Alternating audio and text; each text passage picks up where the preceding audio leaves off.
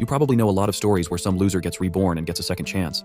But what if I told you that in this story such a lucky person was the last dragon in the world, which was killed by humans? He is reborn as a child named Rei from a small village and trains to become stronger. Soon he enters the academy, and what do you think will happen? Let's find out. But before we do, let's start the story from the beginning.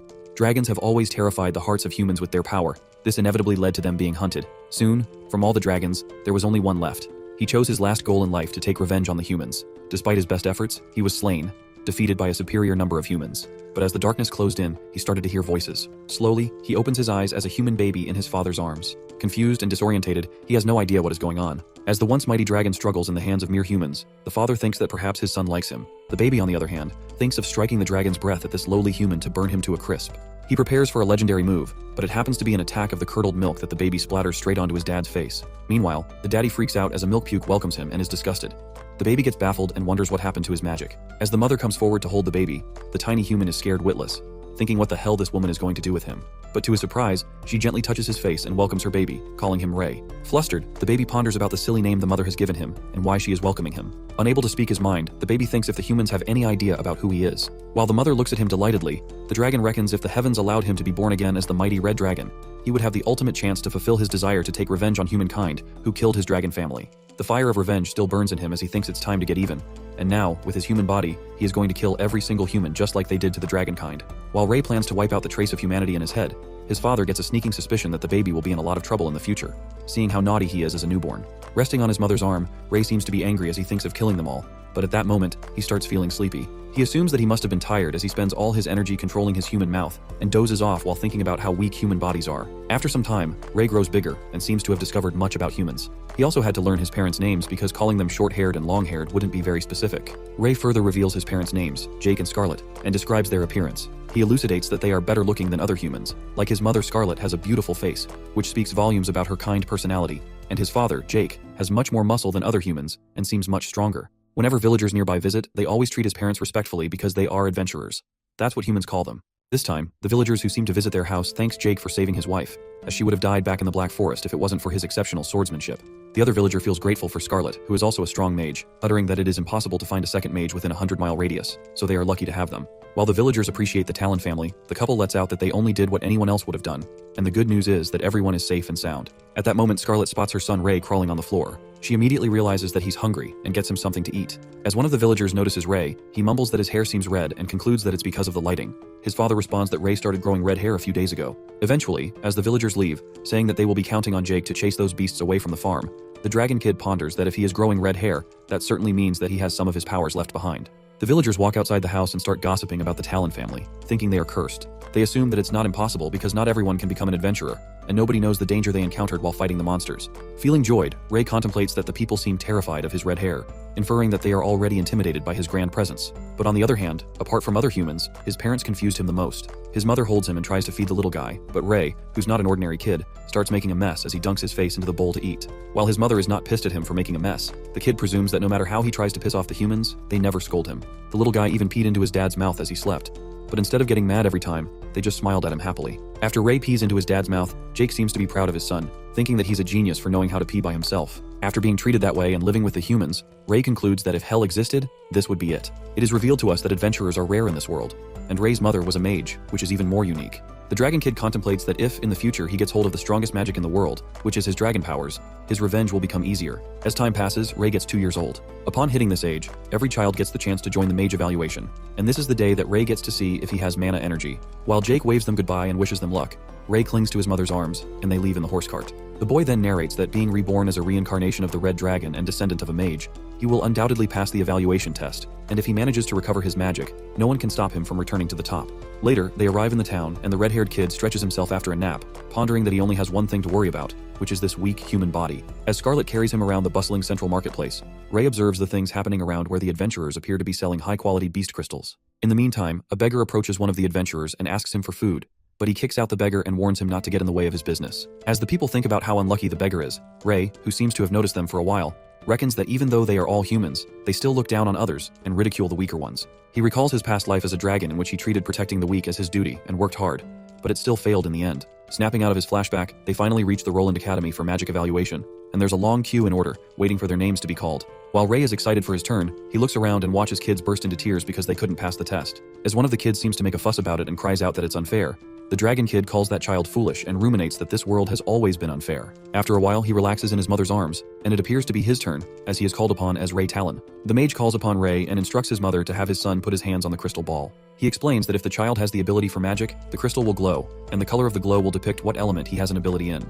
As the kid excitedly straightens out his hands to put it on the crystal ball, he anticipates making everyone's jaws drop by being a mighty red dragon. Feeling confident, he waits for the crystal to glow and thinks that as a dragon, he is versed in every type of magic there is. Abruptly, Scarlet starts sobbing, and the kid witnesses tears streaming down her mother's face. Ray gets startled and ponders that maybe his mother is shocked by his talent in magic or bursting out with happiness because he has the same element as her. But he yanks out his thoughts when he realizes that the crystal ball isn't glowing. That's when the old wizard bursts his bubble and disappointingly informs them that Ray doesn't have the ability for magic. Upon hearing this, the little guy freaks out and talks in his head, wondering that he was the strongest red dragon in his past life, and that it's absurd to say he's a dragon without magic. To assure herself, Scarlet asks the wizard if he's sure about this, as she graduated from this very academy.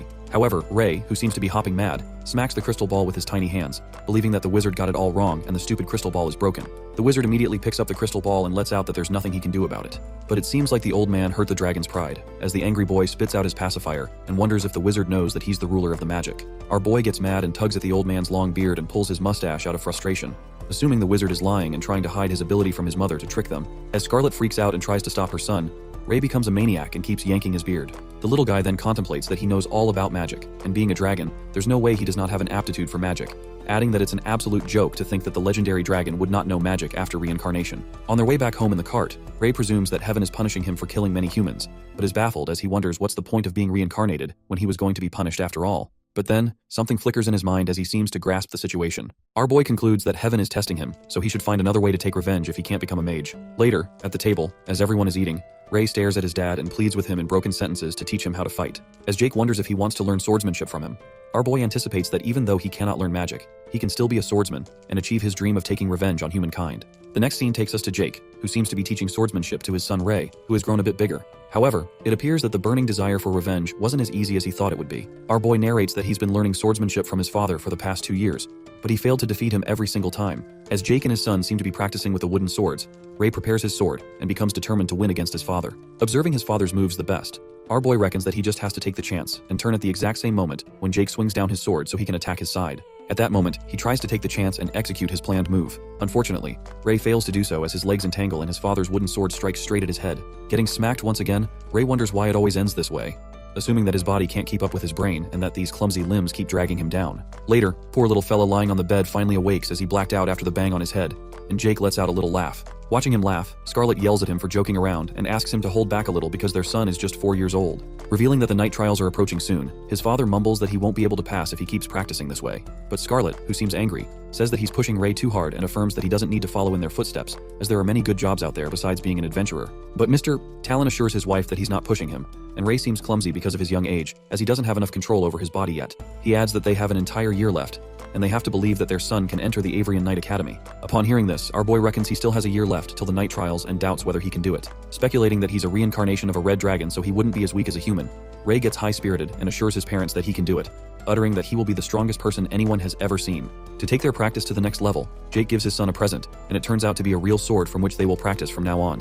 While our guy is astonished to hold a real sword in his hands that seems too big to handle, Jake claims that this sword will help him raise his control quicker and whispers in his ear about another gift he has for him. As our boy speculates why his father is being so mysterious, they reach the storage room and to his surprise, he is welcomed by a magic puppet. While Ray contemplates what this might be for, his father warns him not to underestimate it as this puppet is powered by magic, and students of Avrian Academy use it to train their apprentices. However, he suspiciously looks at the puppet and wonders if what his father is saying is true. After that, Jake challenges his son to try attacking the puppet, and he confidently accepts the challenge. After warming his wrist up, Ray strikes the sword towards the puppet with full strength, and it activates to level 1. But, as soon as the sword hits the puppet's shield, it strikes back in a flash and makes Ray's sword fly away. As level 1 terminates, the little guy is left disappointed as he gets defeated. Watching his son getting disgruntled, Jake appeases him and lets out that even if he manages to win against the first level, he will be able to pass the night trial exam, adding that he used many of his connections to get this puppet. Upon hearing this, Ray gets as excited as ever and thinks about winning the trial in no time. It appears that our boy is determined to win this time and tumbles on the ground after being completely worn out as he seems to be practicing hard. Ray lets out a deep sigh as his movements fail to follow up with his brain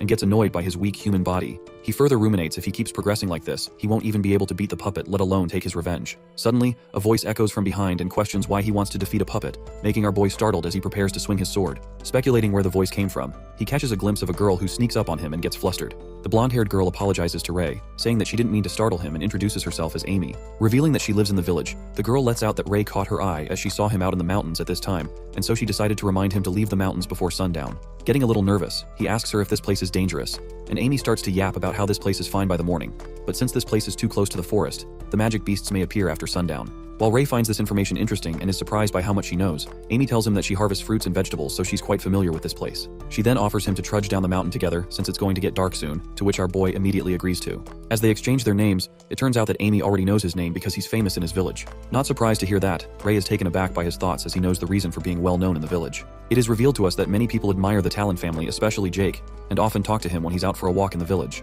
However, as he wanders in the village along with his red-haired son Ray, some people gossip about his son, claiming that he's cursed and thinks that the curse might be contagious. It appears that no human has ever grown red hair in this village besides Jake's son. Hearing the harsh words, Ray ponders that people respect his parents, but they have an unfounded fear towards him, and for that reason, he became a foreign entity in his village who was liked by no one. Getting reminded of his past life as a dragon, he then wonders if it's because of the adults who always use stories of vicious and horrifying red dragons to scare children. Red is a color signifying strength, but according to them, it's evil in human society. He reflects upon this irony of how greedy humans were the ones who took down their race, but it's always the dragon kind, the ones that are written off as evil in stories. Justifying their revenge, Ray exclaims that they did that only to protect themselves, but humans saw this as the proof of their supposed brutality. While our guy is zoned out by these thoughts about how disgusting humans are, he is interrupted by Amy, who asks him what he's thinking about. After that, Ray snaps out of his thoughts and follows her down the mountain. Amy starts conversing about how she's kept seeing him around the mountain lately and questions him if he's practicing. As our boy tells her that he wants to become a swordsman, she thinks that it's cool since Ray's father is the only swordsman in the village. She then asks him if he's going to join the Knight Academy, and our boy nods to her.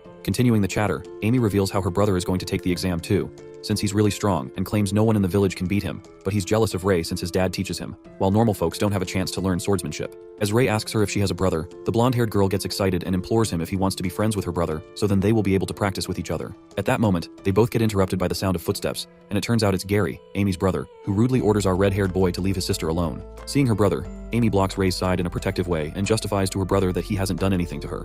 Gary steps forwards and interrogates his sister about being together with the red-haired boy, and further reminds her that he's cursed and it's contagious. He then touches her hair to make sure her hair hasn't turned red due to the curse. While she gets annoyed by her brother's rude behavior, two boys who are with Gary walk towards Ray and humiliate him for walking with Amy, calling him shameless. The two of them bully the red-haired guy and mock him by saying that his parents would have a hard time raising a cursing child like him. They warn Ray to move away from the village with his family, mumbling that they're common people, so they don't want to be involved with the curse. One of them adds that these high and mighty adventurers have no reason to sympathize with the lowly civilians. As soon as they utter these words, Ray clenches his fist out of anger and lands a powerful punch in the bully's face. Done being silent, he aims to punch Gary, but one of his punks comes forward and takes the hit. But with his punch being so forceful, he also blows Gary away. While our boy makes it clear that he just wants to beat the one who insulted his parents, Gary calls him out as Ray Talon, asserting that he knows both his parents are adventurers and his father is a swordsman. Assuming that he was trained, Gary challenges him to a fight and informs him that he won't be using weapons as he doesn't want to kill him. As both of them throw away their swords, Ray lets out that he can attack all at once because it doesn't give a shit. Their fight continues as they both strike punches at each other. However, it emerges that our boy sustains severe injuries due to his weak human body, and flings away as Gary whacks a final blow at him, smashing him on the ground. The poor fella collapses on the ground as he bleeds, and Gary asks him if he has admitted defeat, but it seems like Ray hasn't given up yet as he somehow gets back up. Meanwhile, Gary makes some colorful remarks about him, blabbering that he's disappointed because Ray's father, a great swordsman, trained him, but he still seems useless. The bully flatters himself, asserting that his father is a regular merchant, but still, he's a good swordsman. To make him low-spirited, the callous boy utters that he should give up on being a swordsman and do something he's good at. Listening to this, the piercing words echo in Ray's mind, and he hopelessly lies on the ground. Getting back to their home, Amy scolds her rude brother, saying that he overreacted. But Gary justifies his act by saying that Ray deserved it and warns his sister to stay away from that boy in the future, as many fear the cursed red-haired boy. He clarifies that Ray's parents are adventurers and their parents are ordinary people. Upon hearing this, Amy yells angrily and tells him to get his own food, muttering that she hates him. As his sister storms away furiously, Gary witnesses something on his hand. He looks at the indent and speculates that if he hadn't had his protective gear, his arm would have broken on the very first blow, and Ray would have won the fight. In the next scene, it is revealed to us that Ray returns home with wounds and scars all across his face, with his clothes all covered in mud. His mom, who was busy cooking dinner, turns towards him. She questions his late arrival and notices her injured and exhausted son, and one look was enough to let her know that he got into a fight. The boy assures his mother that he just got hurt during his practice, but she knew he was lying and ponders if the kids bullied him. However, our stubborn boy denies it while Scarlet inspects the wounds. Ray has always been the one to act strong, and it appears that he was doing the same here as he claims that he's a man now. Meanwhile, Jake hears his son's wise words and appreciates him for working hard on practice. As it's almost dinner time, our boy yet once again decides to practice, and as his parents try to stop him, he manages to convince them by informing them it won't take long. In the storage room, we see Ray activating the puppet to level 1, and he easily dodges the attacks since he's already used to the way this puppet attacks. As he looks for an opening, he positions his sword, and as soon as he strikes, the sword gets stuck in the wooden pillar, startling Ray. The sword cracks as he tries to pull it out, and while he is busy with it, the puppet smacks him from behind and the poor boy screams in pain. The next day, Ray walks up to the mountain and his eyes land on Amy as he spots her standing at a distance. She looks embarrassed and greets Ray when our boy asks her if she was waiting for him. Meanwhile, she apologizes to him on behalf of her brother. Ray assures her that it wasn't her fault and takes the blame on himself while admitting he just wasn't strong enough. Amy, being a soft-hearted girl she is, tears up while our red-haired boy seems to be done with how troublesome breed humans are. He tries to comfort the girl while thinking that he should learn to socialize. After that, he grabs an apple from Amy's basket to let her know that he accepts her apology, and she tells him not to worry, because Gary won't trouble him anymore. From that day onwards, the blonde-haired girl begins to show up at the same place every day, and soon enough our boy gets used to having Amy by his side. In the next scene, we see the Talon family residence entrance surrounded by armored soldiers along with horses. Jake and Scarlet appear to be having a conversation with the head, who informs them about the nearby villages that have been attacked by an anonymous thing. Upon hearing this, Jake gets furious over the news, and it is further revealed that there aren't any clear witnesses, but there have already been victims that have been infected, and those people are too disoriented right now to tell anyone what happened. For that reason, the head decides to reach out to the adventurers. Scarlet, who seems to be worried, is a bit confused about those things appearing where humans do because they don't usually do that. She finds the situation abnormal and insists on going along with her husband. But Jake refuses and lets out that it's just a recon quest, and besides, one of them has to take care of Ray since he's going to take the test soon. While Scarlet doesn't seem satisfied, Jake comforts her by letting her know that he will be back before she knows it. She finally understands and instructs her husband to be careful. In the next scene, Ray appears to be panting as he tries to catch breath while practicing. He still isn't convinced with his moves as he is unable to coordinate his human body well. He looks behind and the sight of Amy, who seems to be reading a book, makes his heart rate increase. As soon as he realizes it, he smacks himself in the face to snap out of it. After that, he walks towards the blonde-haired girl and informs her to stop here today since it's almost time to go home. Meanwhile, Amy, who was so invested in her book, doesn't realize how late it got and they both trudge down the mountain. On the way, Ray questions her if she gets bullied in the village because of him since people always say that he's cursed because of his red hair. Listening to this, the girl tells him all about what her friends said about Ray and lets out that it's their problem if they think like that, because according to her opinion, she thinks red hair looks cool rather than scary. She then calls out his name and acknowledges him as a special person regardless of his red hair and finishes off by telling him to be himself. The last sentence makes him realize something, and he gets a flashback of what Gary said to him about doing something he's good at. He smiles after realizing it and excitedly thanks Amy before waving her goodbye. As soon as he gets home, he goes to the storage room and activates the puppet to level 1. He positions himself as he places his hands on the wooden floor while he holds the sword in his mouth. Being himself, our boy starts moving like that. He's more agile and moves with all his limbs, making his movements quicker. After spotting an opening, he strikes the sword with full strength, and just like that, he passes level 1. He gets so pumped on his success, but he decides to test his limits, although he'd be able to pass the Knight Academy exam since he's passed level 1 and activates level 2. It seems to be early in the morning where we see Jake getting ready to leave for the quest. Ray, who just woke up, watches his dad getting ready to leave and wonders where he is going. His dad apologizes to him and informs him that he will be leaving the home for a while, but he will be back home by the time he takes the test. Jake advises his son to practice on the puppet as much as he can while he's not around. He brightly smiles towards Ray and believes that he can beat the puppet. As the red-haired boy was about to let his dad know about his little victory, the people who are waiting for Jake outside his house call him out to leave for the mission. As he leaves, Jake tells his wife to take care of herself and lets her know that he will miss her. Meanwhile, Ray stands there and smiles as he ponders that it's alright since he just defeated a puppet and it's not a big deal. He decides to surprise Pops with a big shock once he comes back home and leaves to practice on the mountains. On his way, he wonders how Jake is going to react when he sees him win. He thinks it will be interesting to see his dad's reaction, and realizes that it is all thanks to the tip Amy gave him that he found a way to solve his issues. While our boy seems excited and feels grateful, he notices that he's becoming more like a human. Ray reminds himself that humans are terrible, but his parents and Amy are exceptions, so he won't take revenge on them. As he continues climbing up the mountain, he wonders if Amy is not coming today.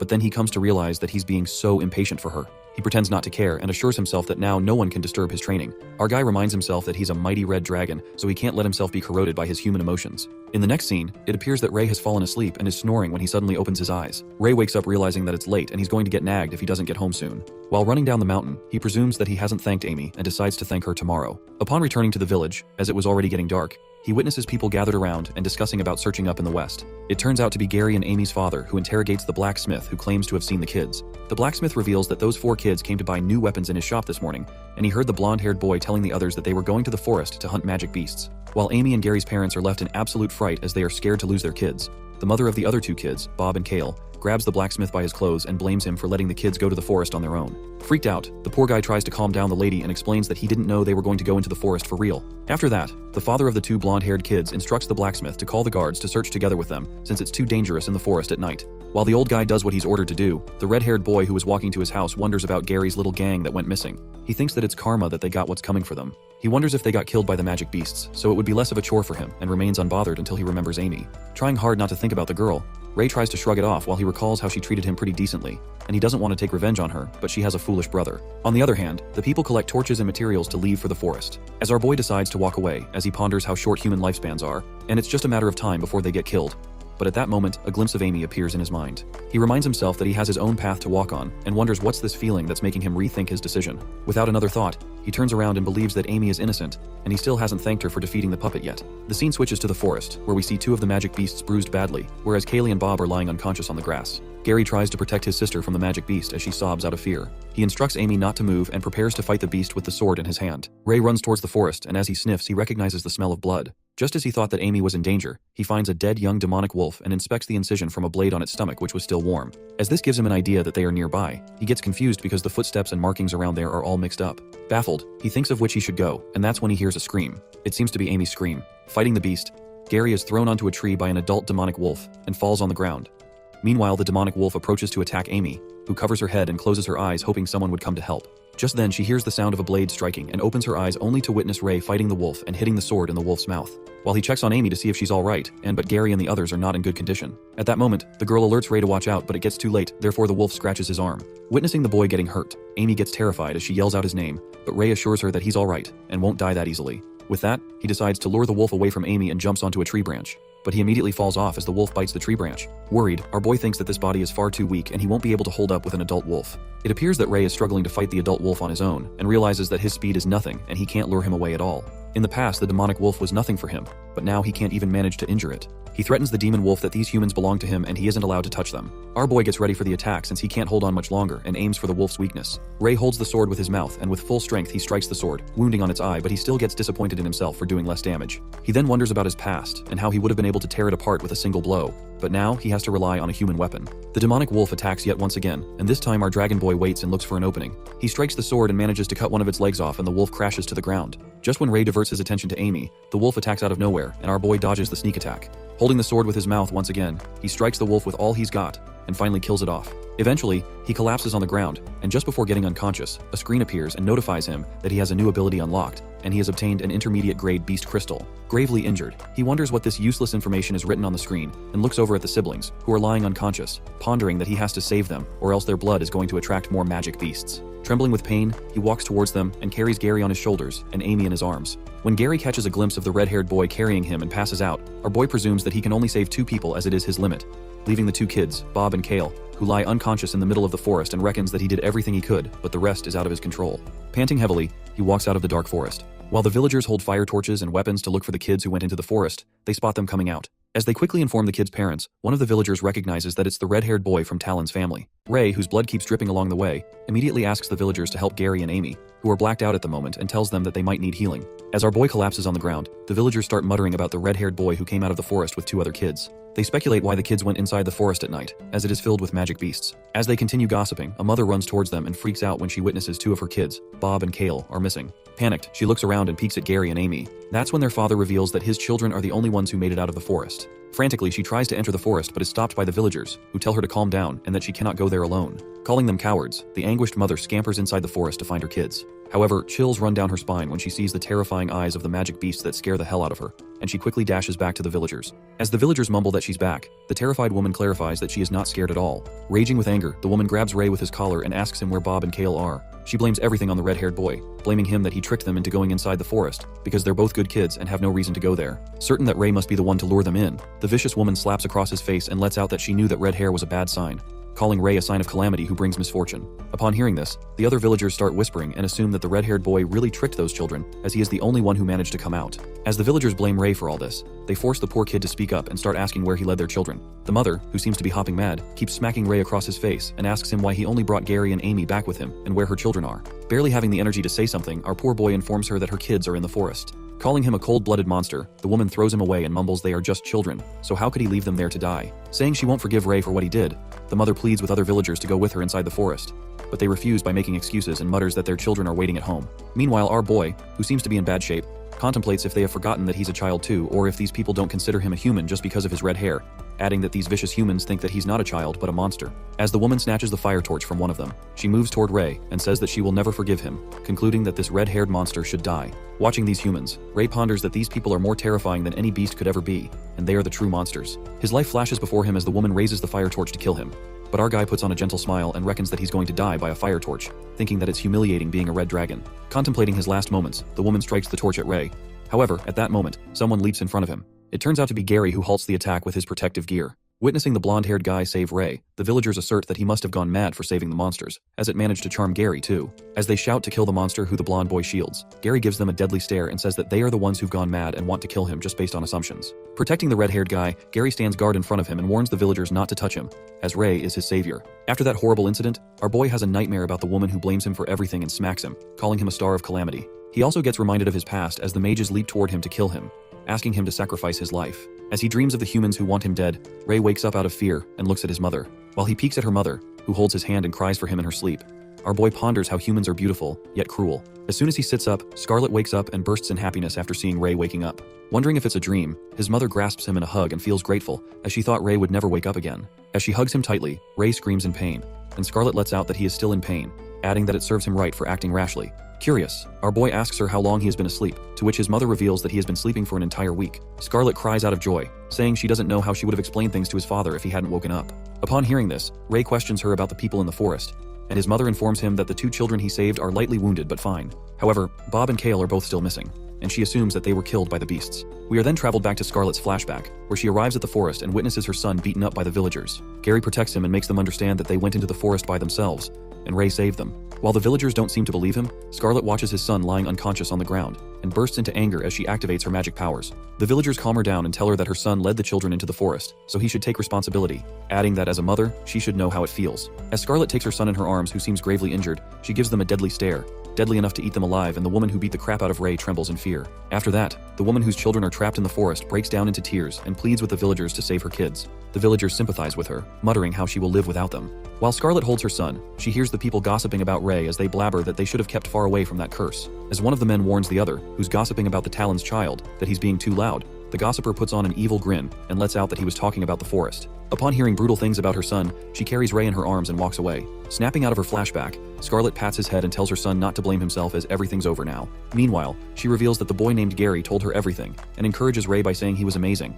His mother goes out of the room to bring him something to eat. After his mother leaves the room, Rei seems to wonder about the thing that appeared in front of him in the forest. While he thinks if everyone has this screen, he taps one of the powers known as the Blessing of the Dragon's Eye. As soon as he touches it, the power activates, and our boy freaks out when he peeks at his mother's energy status, realizing that he had this ability in the past. He reminisces about the time when he was the red dragon and had different types of magic. But ever since he failed the aptitude test, he never thought he would get the chance to use them again.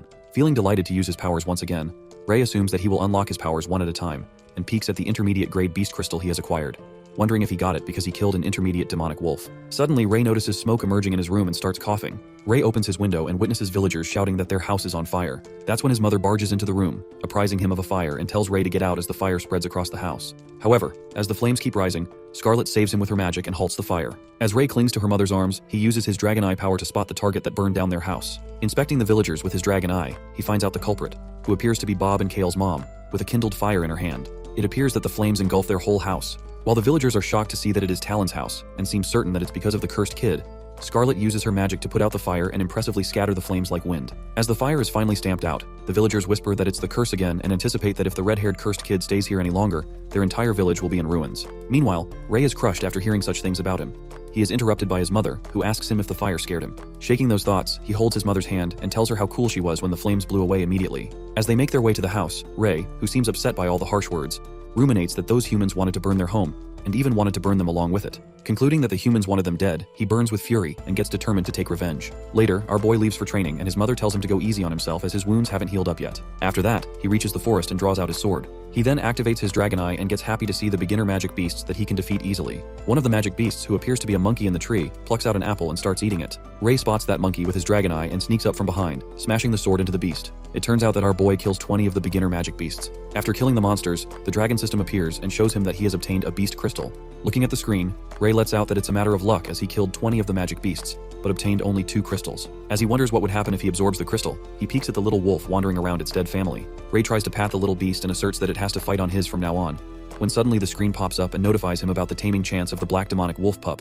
Unaware of what it means, he clicks to take the chance. He gets excited after seeing that it worked, and the black wolf pup has been tamed. However, our boy freaks out when he gets to know that the tamed magic beast goes inside his body. Shocked, he asks the dragon system if there are no side effects and he can summon it. While Ray annoyingly looks at the little dragon and lets out that he's going to kill him if it doesn't work, the dreadful dragon system nods its head. At that moment, he unlocks another skill, but he decides to stall it later as he has another business to do. He searches for the 2 lost kids with his dragon eye ability and finds them as he locates them above a hill. He reaches the place which somewhat looks like a cave and witnesses plenty of dead bodies and skulls lying around. Ray then spots 2 dead bodies similar to Bob and Kale, and it appears that the beasts have ripped out their organs, devoured them completely. Not leaving anything on their body but clothes and bones, our guy takes their clothes off as a mark of identity and puts them in a basket. Later at night, Scarlet keeps nagging Ray for not pushing the training much since he hasn't healed it. Telling her to stop being such a nag, his mother lets out that he's being rebellious and goes on scolding him as he also got his clothes dirty. While Ray informs her that he will be practicing tomorrow, Scarlet seems to be done with him and reveals that his dad is coming home in a couple of days so he can train with him. As our guy jumps out of happiness and gets impatient to show Pops his training results, his mother roars with anger, instructing him to put on his blanket properly and go to sleep.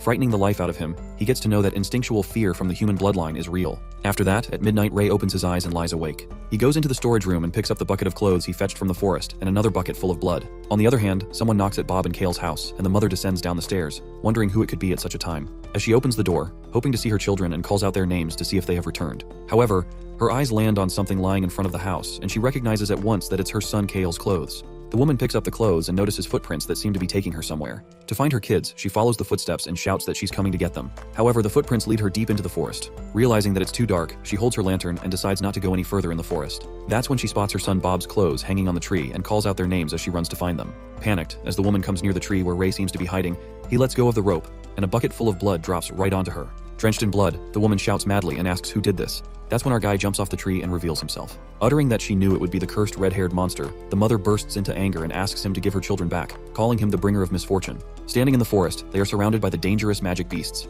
While Ray stands in the dark, unaffected by the monsters, he steps back, and the woman is snared by the forest beasts. As he keeps stepping back with a deadly serious expression on his face, he watches the women getting annihilated by the beasts as the blood splatters all over the place. The next day, in the town, the people gossip about the curse being real and decide not to get on the bad side of the Talon family. Ray, with his training sword, appears from behind and stares murderously at the villagers as they gossip. Scared for their lives, the villagers try their best to act nice and greet him with a good morning, telling him that he works hard at training. While the villagers take a sigh of relief as he leaves, our boy speculates that there are new rumors about him, and this time, he likes them. Upon reaching home, Ray notices many horses outside his house and gets pumped up, thinking that his father is home. However, as he enters the house, he witnesses his mother crying. Thinking that something has happened to his father, he runs to her and asks his mother what's wrong. Sobbing, Scarlet informs Ray that his dad is sick, but will recover soon. Watching his father gravely ill, he activates his dragon eye and reckons that he has never seen any living being have such a high status, even when he was a dragon. Suddenly, Jake tries to speak something and mumbles that the shadows will kill everyone. That's when the mages reveal that Jake was inflicted with a plague of shadows and was attacked by a shadow beast while trying to protect a villager during their quest.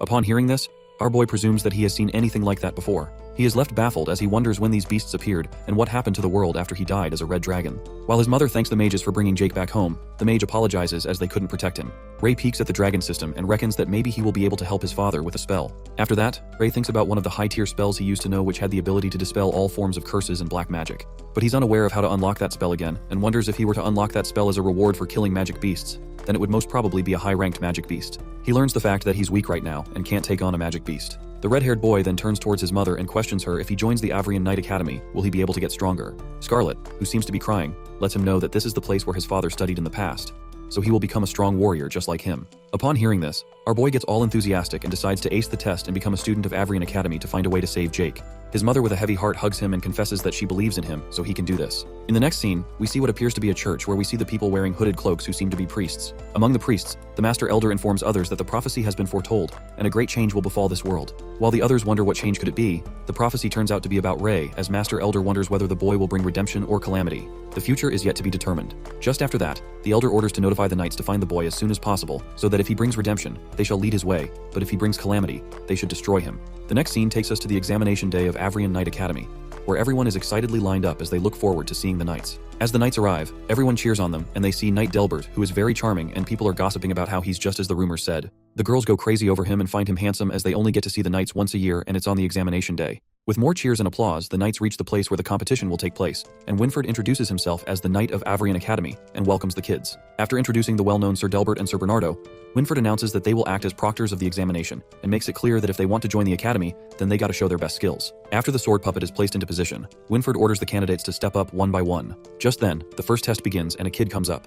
He underestimates the wooden puppet and confidently walks up to defeat it with pure strength while his parents cheer for him. Just as he attacks the puppet, he smashes away as the puppet smacks him hard, and the boy fails the test in less than a second. The parents who were cheering for their son a few minutes ago grow hushed as they are unable to process the shock. While the second candidate gets called upon, Ray seems to be immersed in his thoughts about how Jake told him exactly how the puppet works, and he has to defeat level 1 wooden puppet. The red-haired boy looks up at the puppet, noticing how it doesn't move, but the speed at which it defends and counterattacks is on par with adults. But our guy yanks out his thoughts as he is interrupted by the voices of Delbert and Winford. It turns out that he's able to hear their conversation from a far distance, which is probably because of obtaining more beast crystals that his senses are becoming sharper. The knights seem to be chattering about how it is a waste of time to come here, but they have to follow the orders of the elder. Knight Delbers utters his opinion that the knight should come from noble blood, as he doesn't understand why they're wasting time on these filthy commoners. Listening to this, Winford, who seems like a nicer guy than Delbert, thinks that he's being harsh and has said a bit too much. Delbert, who is already fed up, gets more disheartened when there is not a single successful candidate after several rounds. Just then, Gary shows up and passes the examination test as he flashes a smile to everyone. As Sir Bernardo announces his success, the villagers begin to gossip about how he has potential in him. Meanwhile,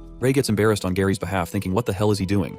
Our boy becomes the center of attention as he's the next candidate to step up on the stage. Winford and Delbert both divert their attention towards Ray, knowing that he's the child their elder was talking about. On the other hand, the villagers start to gossip about how he's the cursed child and think what happened to Jake is because of his curse. They think that his hair is red as blood and it's terrifying to them. The villagers continue to blabber, muttering that Ray is a monster who can only bring misfortune and can't become a knight and think it's a joke. But our guy doesn't seem to give a shit about it and takes his hood off as he moves up to the stage. At that moment, Bernardo informs the candidate to be prepared as the test starts in a minute. That's when Delbert approaches Bernardo and confesses that he doesn't believe in prophecies, as according to him, if the prophecies are true, then the red hair would be able to pass the test at any cost. To test that boy, the knight activates the level 3 of the puppet while Bernardo objects. With a whirl, the puppet starts moving with a lightning speed and moves towards Ray. To alert Ray, Bernardo and Winford yell at him to move out the way or he can get killed. But before he could say anything more, in a flash, Ray slashes the puppet's head off with his sword. As it happens, a deafening silence takes over the place while the wooden puppet head falls on the ground, making the knight's jaw drop. While Bernardo seems to be stunned to speak, Winford proudly tells him to announce the results. The knight then congratulates the candidate upon passing the test, while Scarlet gets proud of his son, and Gary appears to be in disbelief.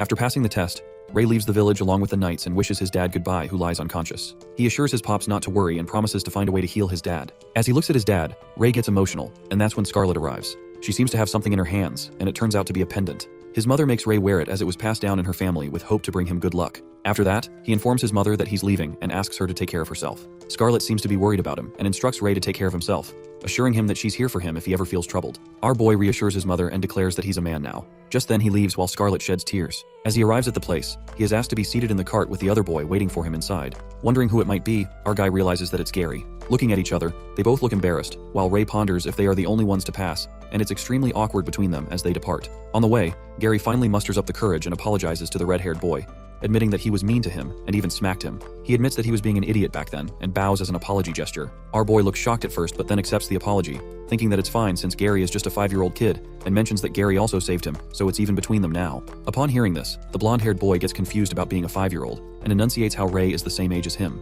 Meanwhile, our boy gets a bit nervous and changes the topic. He asks about Amy and wonders why she didn't come today for the examination. Listening to this, Gary gets confused because he thought his sister told him she's going to the Roland Magic Academy. It seems that Ray hears this name for the first time and wonders why Amy didn't tell him that she had the aptitude for magic. While they're on their way to the Knight Academy, suddenly they hear one of the knights shout to stop the cart, and it halts. Both of them peek outside from the curtains and witness dense fog, wondering what's going on. Winford calls out that they're the knights from the Avrian Academy and orders them to tell them who they are at once. A girl emerges from the fog who appears to be in bad condition, and she calls out for help, introducing herself as Anne Woodwork, an adventurer from the Traceless Guild. While Bernardo asks her the matter, the girl collapses in his arms. To their surprise, she informs the knight that her team was attacked by shadow beasts. Upon hearing this, Bernardo gets baffled and wonders why the shadow beasts would appear here when they didn't even come across a single magic beast on their way here. While Delbert, being overconfident, thinks it's probably because they know how strong they are, Winford informs the girl that they're heading to Rennie, so if that's on the way, they can take her. As Anne thanks the knight and agrees with him, Gary wonders why they're headed to Rennie instead of the Knight Academy. Delbert, standing there, hears him and responds to the blonde-haired guy not to be stupid because there's no use sending kids to the front line. Meanwhile, they both get baffled as they wonder what he meant by the front line. Knight Delbert explains that the Avrian Knight Academy is placed at the border, so it may be attacked at any moment. That's when Winford interrupts that they need to train for a decade in Rennie until they grasp the basics of battle before continuing their studies in the Avrian Knight Academy. Upon listening to the word decade, Ray is left speechless and ponders that for a dragon it's a very short time, but not for a human, and wonders if Pops can wait for such a long time. On the other hand, Gary seems to be anxious about the huntress being the only survivor, and Ray's father being attacked by the shadow beasts too. He thinks that even the knights were shocked to hear that it was done by shadow beasts and wonders what will they do if they encounter them. Just then, they hear a crack sound, which makes our boy alert, while Winford announces everyone to be prepared, because something big is approaching their way. It turns out to be Drop Bear King, the one that became a shadow beast too. As all the three knights prepare for the battle, the Drop Bear Shadow Beast approaches them from behind the bushes. While the Shadow Beast is about to attack Knight Bernardo, who can't seem to dodge the attack in time, Ray shows up at the right time and kills the beast, saving the knight. Bernardo then instructs the kids to protect themselves, while Winford wonders why the Drop Bear King isn't moving and is bothered because he thinks it's waiting for something. Meanwhile, Gary is struggling to fight the shadow beasts and gets scratched by one of them, and that's when the Dragon Boy saves him by slashing his sword on the beast's back and warns the blonde-haired boy to be careful since these drop bears are much stronger than the demonic beasts. As the Drop Bear King roars, the voice reverberates and the effect is so powerful that the knight flies away while the others struggle to stand firm on their feet. Witnessing this sight, Gary wonders what that thing is, but Ray seems to have an idea that the monster over there is far too strong for them to fight with. The knight speculates that the Drop Bear King is standing in one place and not attacking them. Suddenly, that big shadow beast points toward Winford and begins to speak, uttering that they will never defeat the shadows and that the shadows will take control over the entire continent. While the other knights fighting the monsters are startled by the talking beast, the shadow monster asserts that he is destined to fail and that those around him are destined to die. Upon hearing this, Ray is left flabbergasted, and the knights are utterly baffled as they seem to understand what the monster was trying to warn them about, assuming that it's threatening them. In the meantime, the giant shadow monster rumbles and leaps into the air, escaping away. Concluding that the monster left, Winford lets out that they should be grateful as the shadow beast didn't choose to fight. Otherwise, they wouldn't be able to leave this place in one piece. As Ray's dragon system appears as he obtains a crystal, our boy is lost in the thought of the shadow beast as he feels like it was talking to him. After that, Winford appreciates Ray and Gary for how they reacted to the situation and anticipates that they will become good knights. At that moment, Ray asks the knight if beasts usually talk like that, to which Winford responds that shadow beasts have never appeared on the border till now, and it's the first time he has encountered a monster that could talk. Peeking at the red-haired boy's cold expression, the knight ponders that Ray seems so calm, as someone his age wouldn't react like this at all. While they are talking, we see Delbert giving the red-haired boy a deadly stare as he seems disgusted by him. Later, as they arrive at Rennytown on horses, they are welcomed by a troop of guards. As there seem to be more guards posted than usual, Winford gets concerned and interrogates one of the guards, asking him why more guards are posted. While the huntress thanks the knights for escorting her all the way, the guard reveals to Winford that the Allure Kingdom has issued an Amber Alert. Every town and city is now under heavy surveillance. Listening to this, the knight presumes that things have gotten severe as the kingdom has issued an Amber Alert, and this continent is on the verge of crisis. Then, he looks over at Ray and ponders if he will be the child of prophecy who will save them all. Meanwhile, our boy, who seems to be with Gary, thinks about his father and believes that he will certainly become a knight. He adds that everything has just begun, and Pops has to wait for him till he becomes a knight. We are then taken 10 years later to Rennytown. As the class seems to be going on at the academy, the professor questions the students about what the command over another ability is called when most knights don't know how to use magic. Gary, who is also in the class, raises his hand and responds that knights use chi. After practicing it, they will be able to enhance their bodies and senses. He adds that some practitioners of chi can even break through the limits of the human body for a short time. While the teacher appreciates him for the answer and utters that he seems well prepared, she proceeds to ask another question about why chi can be practiced only after the age of 15, pointing towards Ray. But when Gary peeks over his place, Ray's seat appears to be empty. While our boy is out somewhere bunking the class, Gary nervously informs his teacher that he went to the restroom. Moving on, the teacher then asks a girl, Sylvia, who appears to be a beautiful girl with silver hair, and she answers, responding that practicing chi can put the body under an extreme amount of pressure. The internal organs of a human finish developing after the age of 15, so practicing it after this age minimizes any damage that may be taken to the body. As the teacher reminds students to keep everything in their mind they've learned, Sylvia stares at Ray's empty seat. The scene then flips to Black Demonic Wolf, who was tamed by Ray a long time ago. While the demonic wolf fights with another magic boar beast and slashes it, Ray earns a beast crystal as a reward. Our boy absorbs the power of the beginner-grade crystal beast and pats the black wolf for his good work. Thinking that he hunted enough beasts for the day, Ray decides to head back in before someone lashes out at him for staying out of the class. As he is about to return, Winford riding on the horse emerges from behind and lets out that it's a surprise to meet Ray, as he was wondering who he would have met when he came back. Looking at the beast he'd killed, the knight appreciates him and wonders how he's able to pass that heavy guard. As they stride together, Winford tells him that he's grown a lot taller since he last met him, and Ray compliments him back, mumbling that he hasn't changed at all in the past 10 years, and gets curious about his age. Telling him that it's a secret, Winford informs that he heard Ray's instructor say that he slips out of classes and hunts magical beasts, adding that he has gotten quite the haul after hunting. Upon hearing this, Ray reveals that it's all thanks to the Amber Alert, which was recently called off, so he's not having a hard time slipping out. Laid back, our guy tells the knight that he enjoys moving around here more than sitting in that classroom. Watching Ray be so reckless, Winford says that he should be lucky not to go any further because if the guards on the outer lines had caught him wandering, they wouldn't have held back. At that moment, the knight is reminded of something and informs Ray that he stopped by his house. He informs the boy of his father's condition, asserting that Jake's condition hasn't worsened since Ray's mother is taking good care of him. Winford pats his shoulder and delivers the message that his mother had sent for Ray, who wanted to tell him that he should not worry about his father too much. Looking upset, our boy thanks him and contemplates how he continued his training in the past decade and went the extra mile to train hard. However, he failed to unlock new abilities, and nothing has changed in the past years, concluding that he has no clue what to do about his father's condition.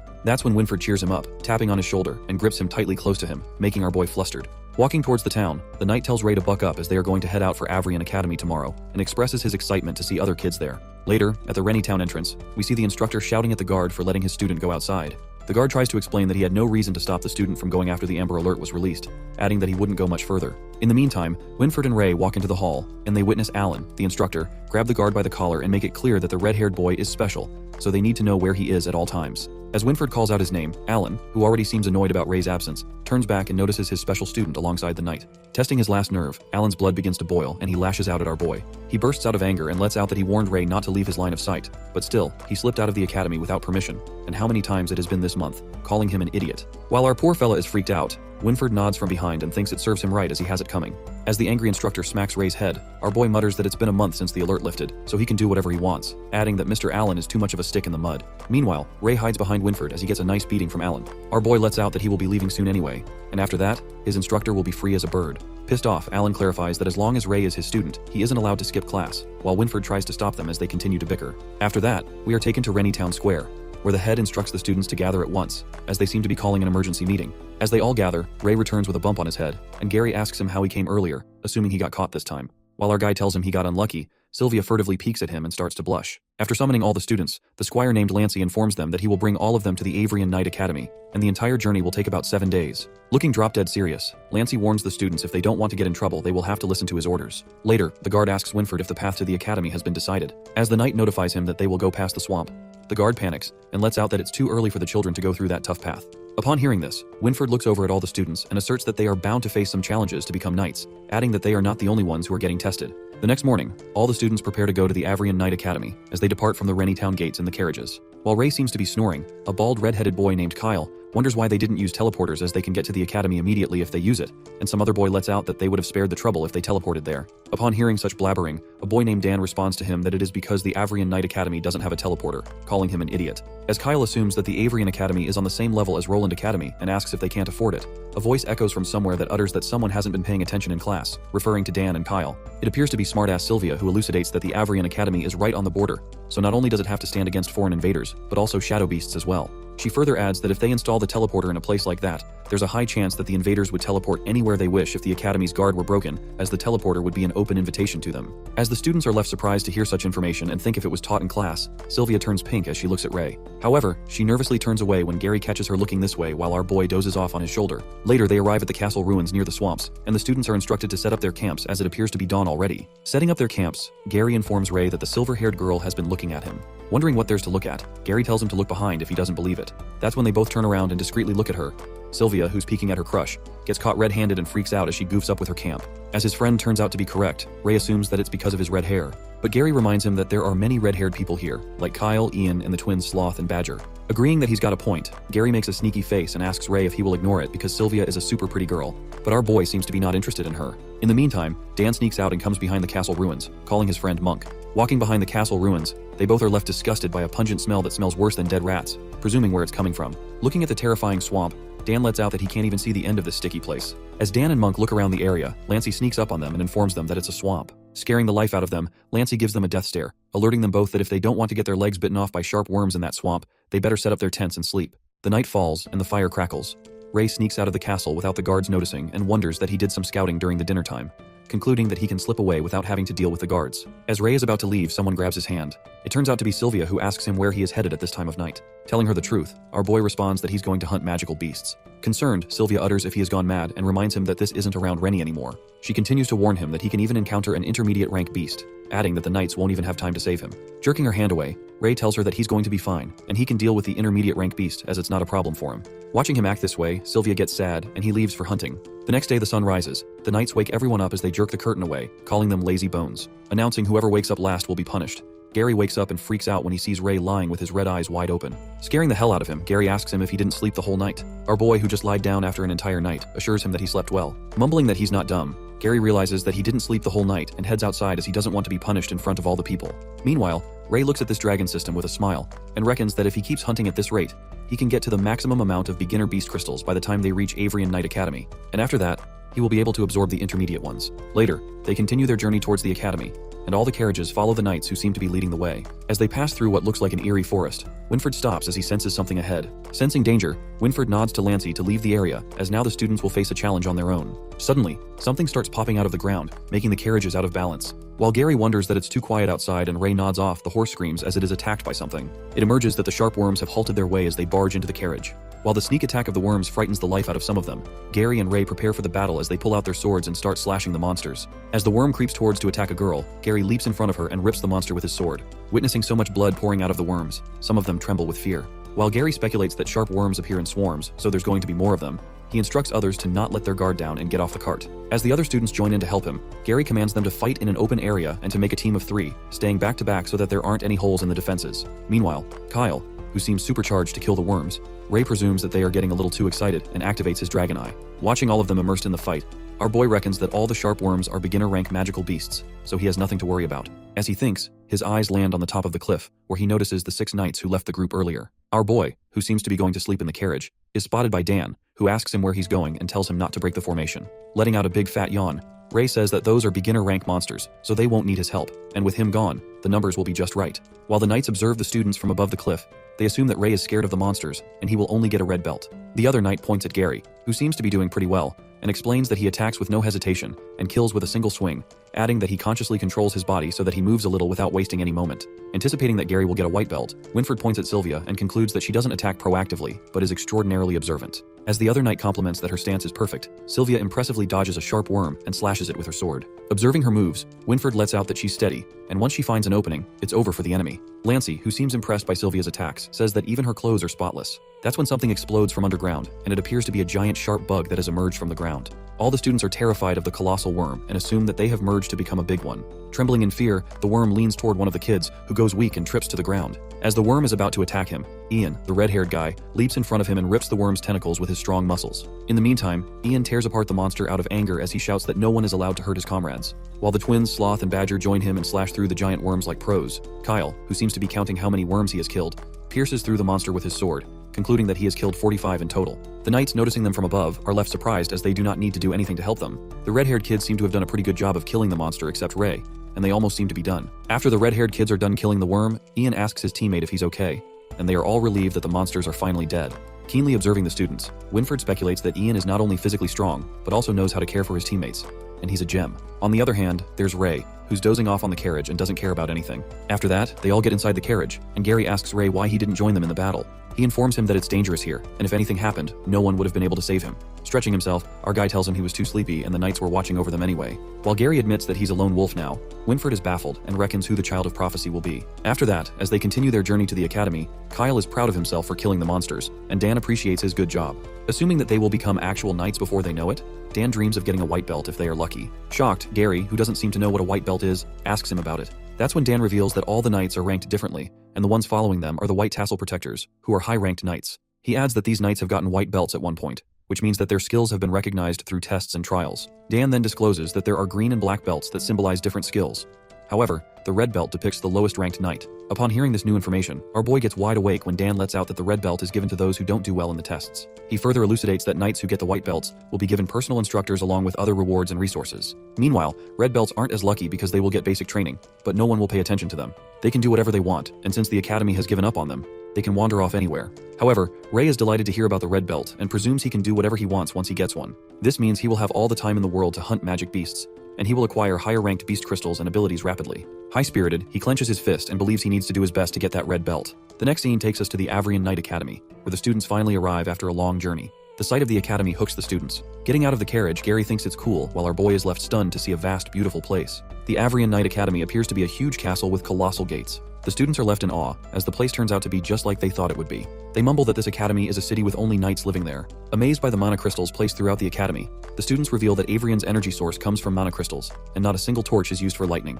Thinking that the academy is too luxurious, Gary lets out that it's 2 different worlds from the village grew up in. In the meantime, Lancey orders Gary and Kyle to follow him closely if they don't want to get lost, adding that they will get the chance to wander the place. Lancey the squire shows them around the academy as they walk through the armory. Reaching the library, Lancey instructs them to shut their mouth and keep quiet when they are in the library. While some of the girls peeks at Sir Lancey and think about how handsome he is, Dan asks him if the librarians are knights too.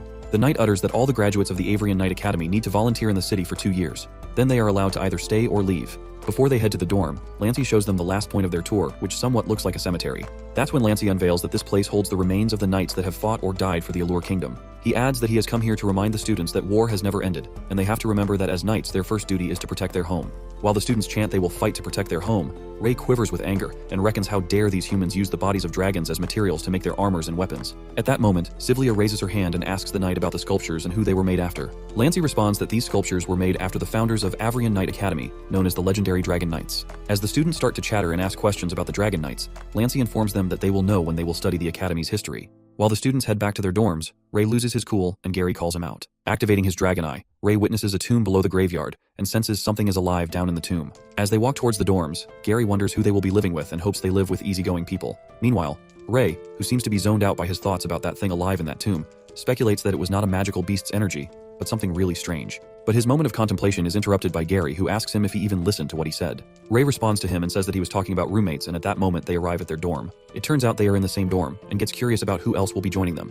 To their surprise, Sylvia approaches them, and it seems like she will be sharing the dorm room with the boys. While Gary is flummoxed, Sylvia gets flustered when she sees Ray and turns pink. As the girl seems to be uncomfortable about the situation, Gary makes her understand that it's not surprising as he's heard that the Academy has always treated everyone equally regardless of gender, adding that she should look on the bright side as they're nice boys. But Sylvia, who seems to be utterly nervous, smacks Gary, who leaps to the ground and storms away in anger, making it clear that she won't live in the same room as boys. As poor Gary, who gets whacked by a girl, lies on the ground, the other two people witness the whole thing and let out it was really something. Ray assures them that it's nothing but a young Missy throwing a fit. The two other people turn out to be their dorm mates, Monk and Ian, and Gary welcomes them, introducing himself and Ray. Peeking at Ian's red hair, our boy presumes that he has red hair too, while Gary looks at the dorm mate list and concludes that 2 more roommates will join them, Dan and Marcia Woodwork. In the meantime, Sylvia seems to be trudging down the stairs and moves towards her room full of boys.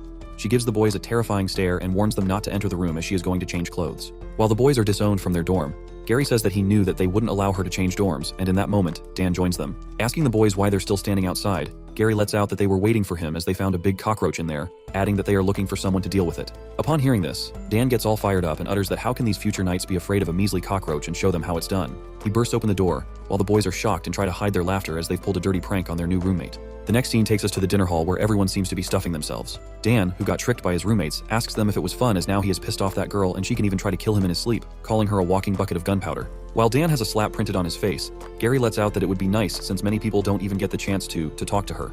As soon as Dan blabs something about the girl, Sylvia hears their conversations and gets miffed at them for what they've just said, while Dan and Gary panic and justify that they said nothing about her. On the other hand, our boy seems to be enjoying to the fullest as he stuffs himself with a variety of food. Sylvia looks at them and mumbles how they can be eating right now as she gets anxious about being tested soon. As our boy is only focused on eating, Gary assumes that she's talking about the test for the night belts and asks her what this has to do with eating. While they eat like pigs, Ray utters that it's all for free and Sylvia looks so done with them both, saying that there's no saving them. In the meantime, senior students look at them and assert that they shouldn't have expected anything else from poor country bumpkins who seem to be stuffing their faces like that, and blabbers that they haven't eaten anything nice in their life, referring to Ray and Gary. With their faces stuffed with food, they both turn around and look at the seniors who still keep mocking them and laughing at them. The annoying seniors then stops at Ian's seat and begins to make fun of the muscular red-haired guy for how big he is, and blabbers that he takes so much space that the poor chair is gonna break, calling him a country boy. Meanwhile, poor Ian seems to be upset as he gulps down his tears. The senior bastards utter they want to puke at the sight of these red-haired freaks who churned out of Rennie. Upon hearing such colorful remarks about themselves, Kyle stops eating while Sloth calmly sips on his tea and presses his twin badger's hand as he is about to pull out the knife to rip that bastard's mouth. As they continue to spit nonsense about the red hair curse being contagious, calling them country bumpkins and asks them to leave them alone as they don't want to have disgusted red hair like that. Monk, who seems to have enough of this bullshit, stands up and tells the two senior bastards to stop it because they're being too much. While Ian stops his friend for defending him, the seniors tell Monk to stay out of this and asks him if he's going to fight for this red-haired freak, concluding that he will get a red belt at the very most, so he should mind his business or else they will beat him up. The over-the-top seniors addressing Ian as a red-haired monster compliments him for knowing his place and instructs him to take the long way around when he encounters them in the future. As soon as that bastard utters these words from his mouth, someone throws food at him. The senior gets mad and asks to show himself whoever did this, calling him a fucker. That's when our boy enters the scene and shows himself. He smacks the senior's face at the table and twists his arm. Holding him down the table, Ray asks the senior who did he threaten about taking a long walk around, and the bastard lets out that he is talking about him, the disgusting red-haired monster. The ruckus at the dinner table grabs the knights' attention as the kids inform them of the guy who's gone crazy at the table. Meanwhile, Ray, who seems to be raging with anger, beats the crap out of that blabbermouth. and Ian stops him and assures that they didn't hurt him. Urging him not to make a ruckus as the knights are watching, Gary tries to stop him and Sylvia informs him of the tests that are to be held soon, so it will affect his first impression. Our boy doesn't let go of the senior and holds him tight as he twists his arm. The students call Sir Knight and complain to him about the red-haired guy acting violently toward another student. At that moment, Sir Lancey enters the chaos and commands Ray to release the boy. While the senior screams out of pain and calls out for Sir Knight to save him, Ray, who squeezes his arm harder.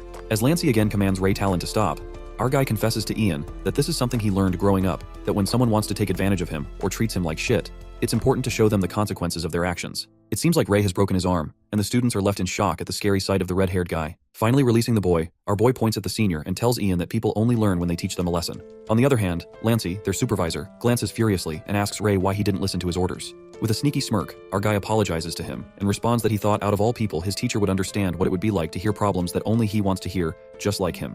Without a flinch, Ray holds Gary's hand and says to continue eating because they don't want their appetite to be affected by those pieces of trash. Meanwhile, Knight Lancey is pissed off at Ray's bold move.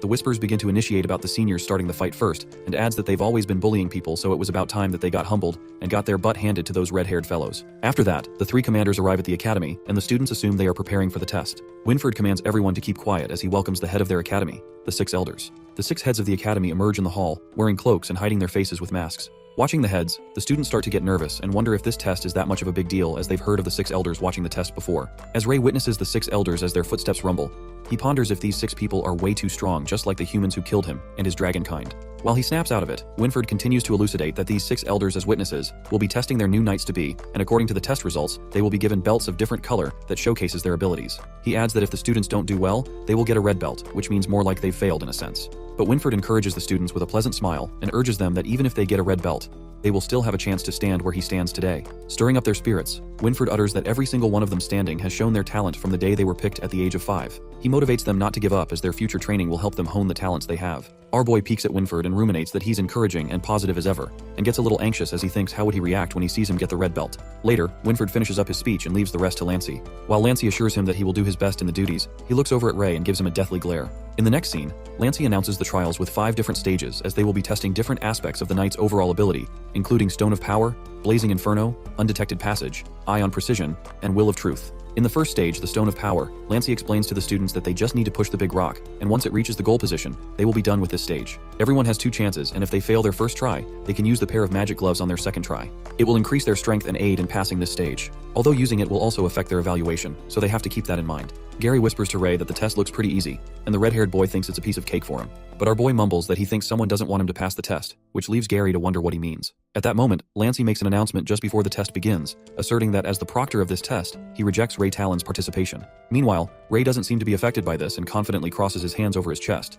Gary and Sylvia protest that it's not fair and speculate why Ray isn't allowed to be tested. Just then, Lancey lets everyone know that it's just to warn all the knights-to-be that they must follow any orders given to them by their superiors. He adds that if anyone objects to his decision, they can report this to his superiors, and if they tell him to retract it, then he will agree without any objections. After that, he calls out the first student to be tested, and Gary whispers to Ray about being on Lancey's bad side, while Sylvia advises him to report this to higher-ups because he can't treat him like that. But our guy seems to be careless about it and lets them know that this just made things easier for him, so they should go ahead and get tested, as he will join them in the next stage. This makes Ray believe that he is guaranteed to get a red belt. It is then revealed to us that both Gary and Sylvia pass the test, while Ion picks the rock up in his hands, although the instructions were to push it, and everyone gets shocked. As Gary comes back sweaty and is glad that it went well, Ray congratulates him and informs him that the second stage might be hard for him, so he should be prepared. While the blonde-haired boy is confused, our boy shows him the proctor of the second stage, who seems to be from Roland Academy. Watching the proctor of the second stage, Gary freaks out and worries that how are they going to be tested when they've never learned magic before. But Ray lets him know that the battlefield does not care whether they've learned something or not, and guesses that they are just going to have to try resisting magic. He further adds that usually people who are physically strong actually end up having worse magic resistance. This leads him to assume that they're trying to test their weaknesses and strengths through these 5 tests, so that they can find the best way to develop their abilities. While it all makes sense to Gary, he wonders if he's an all-rounded genius, but Ray doesn't seem to agree with him. Later, the second stage, Blazing Inferno, begins, and the proctor tests Gary by using some magic on his forehead, and he seems to hold up for 57 seconds. Ray compliments him that he lasted pretty long, while Gary thinks he did a bad job.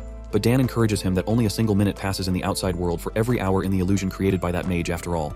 so he did a good job. Next up appears to be Sylvia, and as the mage starts testing her, she relaxes herself that this is all an illusion so he can't scare her. As the mage casts an illusion of fire, the girl does a great job as 5 minutes pass already while others gossip about how good she is. While everyone thinks that Sylvia is a goddess, the proctor informs her that she has proven herself. After that, Ray comes up next as the mage calls out his name and Sylvia wishes him good luck. While our boy thinks that 20 seconds should be enough or he should just give up immediately, he gets prepared to be tested. As the proctor casts the illusion, suddenly, a red dragon appears in front of him who breathes fire. Baffled, our guy wonders what is going on as the red dragon seems to be Ray's past self, and at that moment, the proctor hovers in the air with a sudden force, leaving everyone shocked. Eyes wide open, the mage frantically claims that the boy is cursed by the red dragon, and that's when the mutters begin in the crowd about the red-haired boy being a bad news and that he's cursed. Witnessing this sight, Winfred rushes to the old man who seems to be unconscious while Ray stands near him and wonders if he's okay. But the knight assures him saying he's just tired and tells the boy to rest. Winfred thinks that it is strange that the old mage's mana is completely drained as it doesn't make sense to him. In the next scene, it seems that the elders are investigating about the strange incident that took place with Winfred, who notifies them that it's just a mana disorder caused by using too much mana,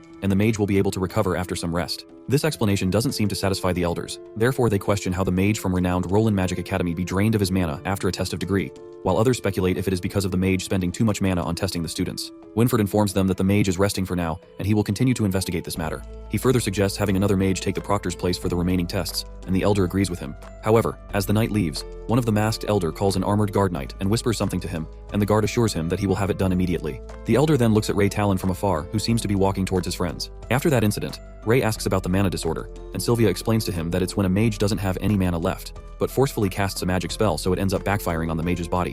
While our boy gets the point, Gary seems to find his friend unlucky thinking and lets out that geniuses always have it hard. As they both joke around, the silver-haired girl seems to be a bit skeptical about the situation, and reckons that it's strange that a mage from Roland Magic Academy would make such a basic mistake, and continues to wonder about the curse that he mentioned. Just then, they hear a rumbling sound and the ground starts to shake. Assuming that it's an earthquake, suddenly the trees begin to appear everywhere, which leads everyone to think that it's magic. While the entire testing area is now filled with trees, Gary seems to be clueless of what's going on when Sylvia reveals that someone is casting a spell. That's when a proctor shows himself and announces that their third stage of the test is starting now. As everyone is taken aback by the situation, the proctor instructs the students to follow him and replicate his movements the best they can. Just then the third stage begins.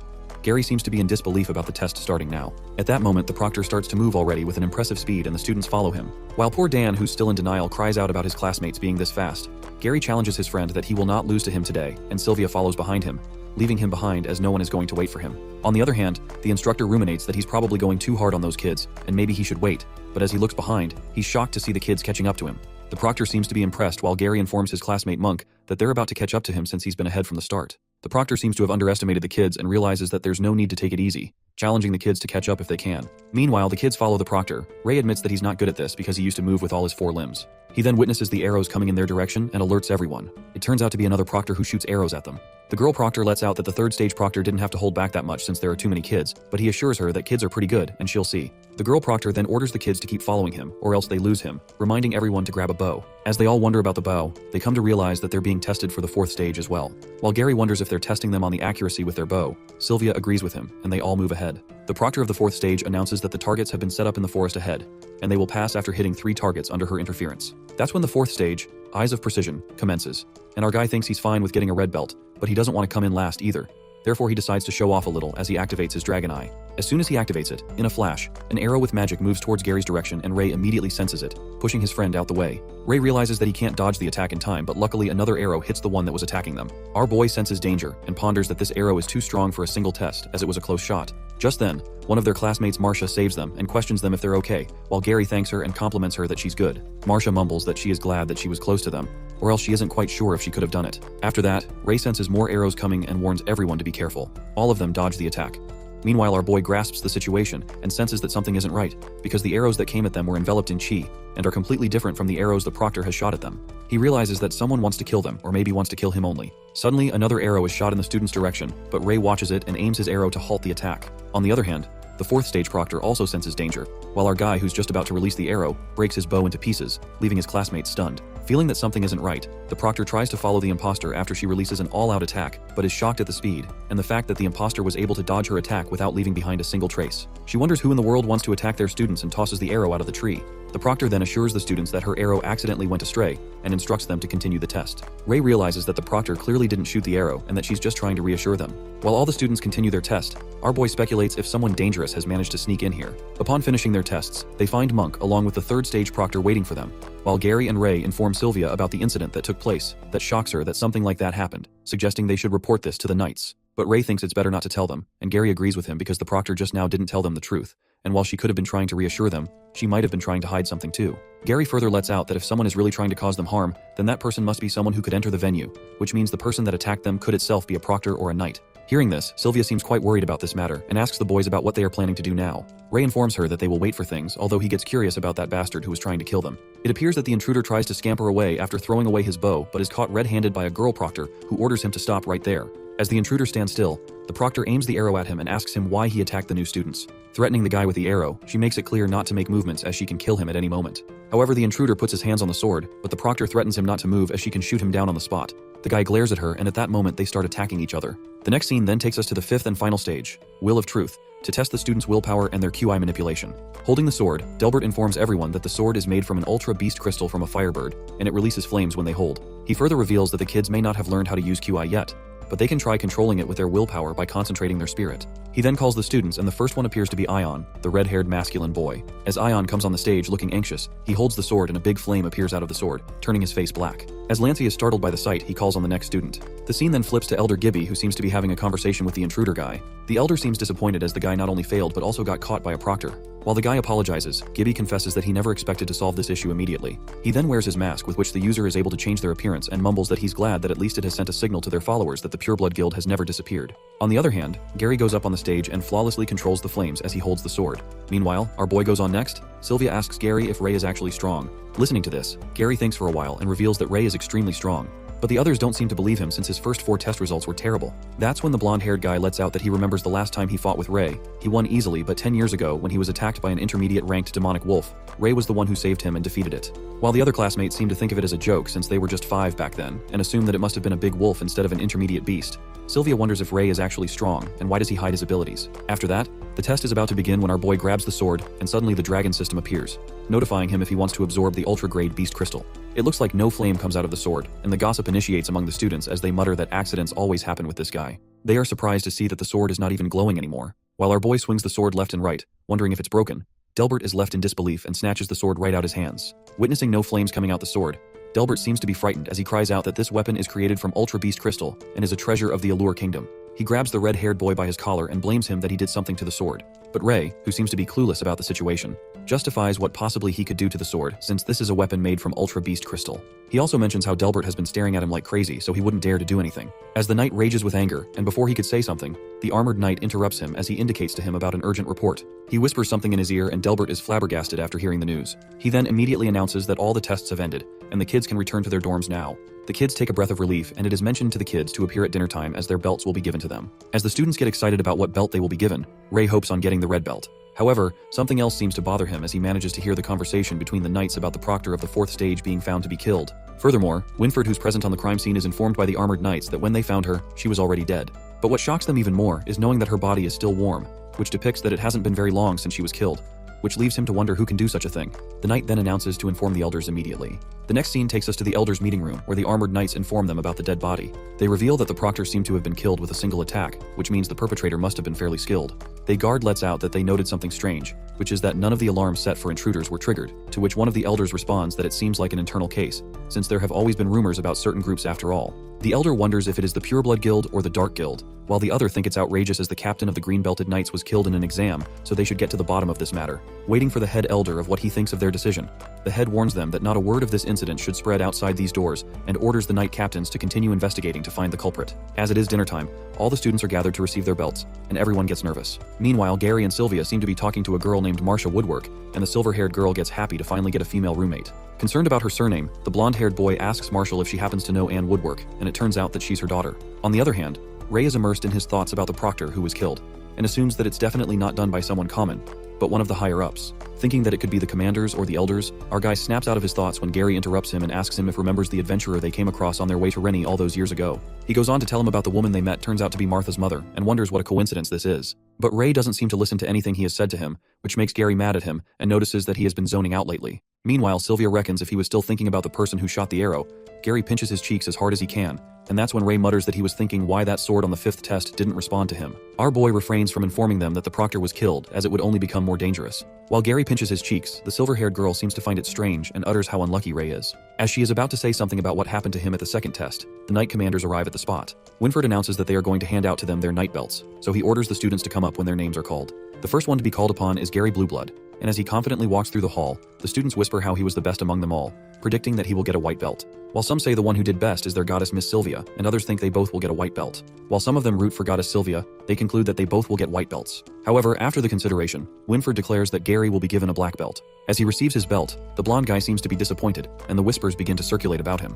After that, Ian and Sylvia receive white belts, and some of the students freak out as they see the red-haired guy get a white belt. As Ray Talon gets called upon, everyone seems certain that he will receive a red belt. However, to their surprise, our guy gets the black belt, which leaves him more shocked than ever. While Dan cries out because he's the only one with a red belt, as his friend Monk got a black belt and even the one who did worst got a black belt, the other student gives him a reality check and states that he can't change the results. On the other hand, our boy is confused as he gets a black belt after a low score on his tests, and he speculates if there's a conspiracy behind it. Lastly, the Knight Commander announces that from now on, they will be undertaking training from different knights, according to the color of their belts. As Gary wonders what the black belt is for, a guy who appears to be Black Belt's instructor smokes on a cigarette and holds the list of the names of his students. Peeking at the 2 redheads in his group, he hopes that they better not get him in trouble and calls them future Dragon Knights. The next day, at the training grounds, all the students appear to return to their dorms. However, the Black Belt Knights seem to be waiting for their instructor while Ray takes a nap, and Kyle makes a fuss about their instructor, hoping that he is at least normal. While the red-haired fella hopes for the best, their instructor sneaks up on them and asks if they are talking about him. As Kyle freaks out, the instructor, who appears to be a cool guy, smokes a cigarette and instructs his students to follow him.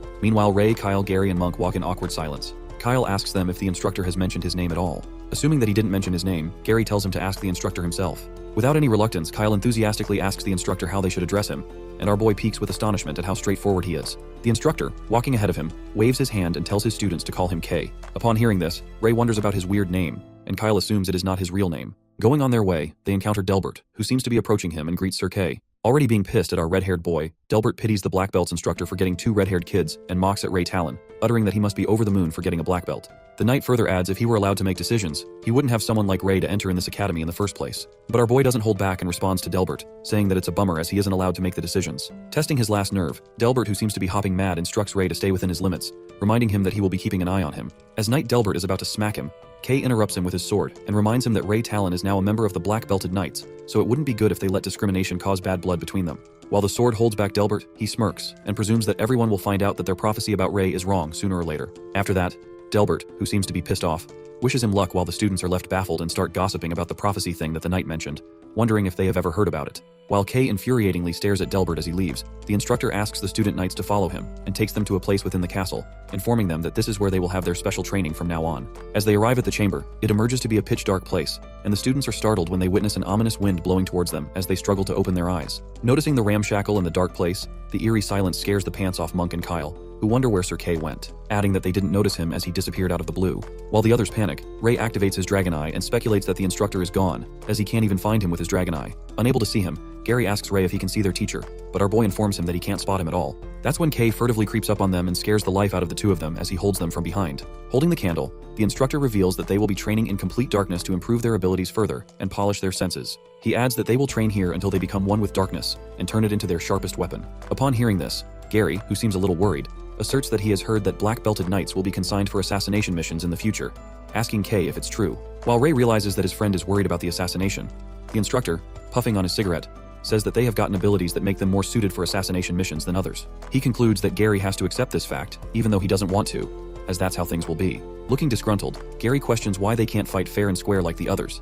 That's when the instructor steps forward and makes him understand that they were chosen because they have special qualities that others don't. He pats Gary's shoulder and lets out that if he wants to fight fair and square, he certainly could, so he doesn't have to worry. After tossing them the black belts, Kay commands them that they can fight however they'd like from today on. The next day, Ray looks at his watch, which shows his rank as 300, and he presumes that this watch depicts the current rankings. Lying down on the bed, he ruminates that, according to Sir Kay, the rankings would be renewed every day after practice. Meanwhile, students of the same grade can challenge each other at will, and if the lower-ranked students win, they will take the place of the higher ranked students, which means the higher the rank, the more resources they will get. Our boy then gets up and asks Gary about the number of students in their grade, to which he responds that there are 300 or more students. While Ray disappointedly thinks he's close to last in the rankings, Dan glances at Gary's watch and freaks out when he finds out that he has achieved first place, saying that they were guessing who would take first place. Overjoyed, Dan feels nice about being in the same dorm room as the first and third ranked and laughs hysterically, mumbling that he can do whatever he wants. While Gary is pissed at him for flaunting others' ranks, Sylvia, the third-ranked knight, seems to be chattering with Marcia, looks over at Dan being so overly excited, and lets out that boys are foolish.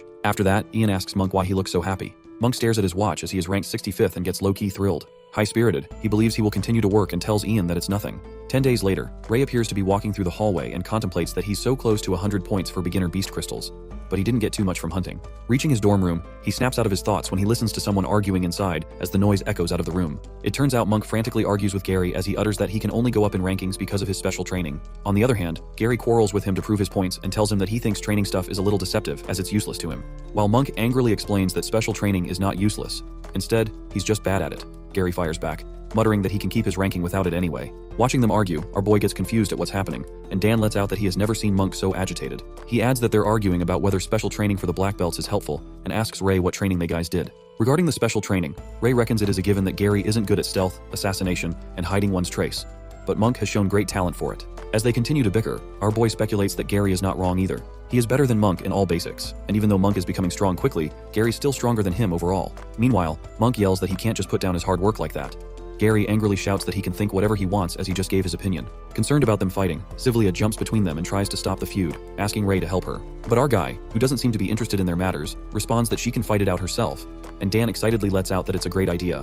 While Sylvia is annoyed and tells Dan not to fan the flames here, Monk claims to have a rank battle to end this once and for all. Gary agrees to the battle, saying that he's okay with it, and challenges him to see if those skills he loves so much are helpful in the battle. The next scene takes us to the training grounds, where the students chatter that someone's challenging the first ranker in the battle. As the word seems to spread already, the kid wonders if it's the blonde one as they have heard that it was another black belt, ranked pretty high. Hearing about the battle, Sebastian, who turns out to be Delbert's youngest son, gets curious about it, but a silver-haired boy assures him that it's nothing to look at, as they are just some country bumpkins from Rennie. On the other hand, the bald, red-headed guy Kyle energetically calls everyone to place their bets in the wooden box for the top star, Gary, versus the Black Horse Monk, to guess who will eventually succeed. While Dan seems to be the first person to bet, he bets for Gary for 10 pieces of silver, and Sylvia loses her nerve and shouts at Dan for betting on his roommates. But to her surprise, her roommate Martha also bets on Monk, thinking that maybe he will surprise them, and poor Sylvia is shocked to see her. Bothered, Sylvia asks Ray if Monk has a chance to win this battle. At that moment, the fight seems to begin as Gary and Monk hold their wooden swords while Kyle acts as a referee. Witnessing this moment together, Kyle excitedly commands them to begin. Meanwhile, Ray asks Sylvia if she thinks Gary's going to win, and the battle commences as both opponents strike at each other. As they continue to have fierce competition, Sylvia elucidates her point of view by asserting that Gary is definitely gifted, has a great technique, and stands out among all of them. However, Monk has worked harder than anyone else on the special training, and he's most likely Gary's greatest current rival. Monk strikes a powerful blow at his opponent with the sword and it creates smoke all around. As he thinks that his training worked, the smoke disappears and Gary manages to block the attack. While their swords collide, Gary warns Monk to give up as he can't win. On the other hand, Ray concludes that Monk has certainly improved a lot, and Gary has to deal with him carefully. However, he still thinks that Gary is going to win. Our guy then takes a yawn and is about to nod off. Sylvia, who seems to be focused on the battle, lets out that Monks can't fill in the gaps within his abilities in such a short time. While Martha, who betted on Monk, stresses out as she watches him losing the fight. All the people in the training ground seem to anticipate Gary as the winner, and it turns out to be the truth when he strikes one last shot and breaks Monk's wooden sword, which shatters into pieces. As Gary wins, Monk is left in disbelief with his defeat and utters how this could happen. He melts in breakdown, and Gary apologizes to him, saying this is how it works. But Monk, who is not happy with his defeat, grabs his broken wooden sword with a sharp edge and loses control when he runs towards Gary, who appears to be standing on his back. Meanwhile, Monk acts frantically and moves towards him with his sharp-edged sword, saying that it's not over yet. Watching Monk, who is about to backstab Gary, Sylvia shouts at him to watch out, and Martha yells at Monk to stop. The sword, which seems to be a second away from Gary's neck from being slashed, is stopped by someone, and the blood begins to drip out of his hands. That's when Gary looks back and Sylvia is shocked as she wonders when Ray got there. It emerges to be Ray, who stops Monk from attacking him and tells him that it's enough. As Monk finally comes to his senses, he immediately drops the sword and apologizes. Sylvia, on the other hand, reckons that Monk was quick just now as she couldn't even catch his movements. Yet Ray managed to get up there in the blink of an eye, wondering how he did that. In the meantime, Monk keeps saying sorry as he witnesses blood dripping out of Ray's hand as he halted the attack earlier.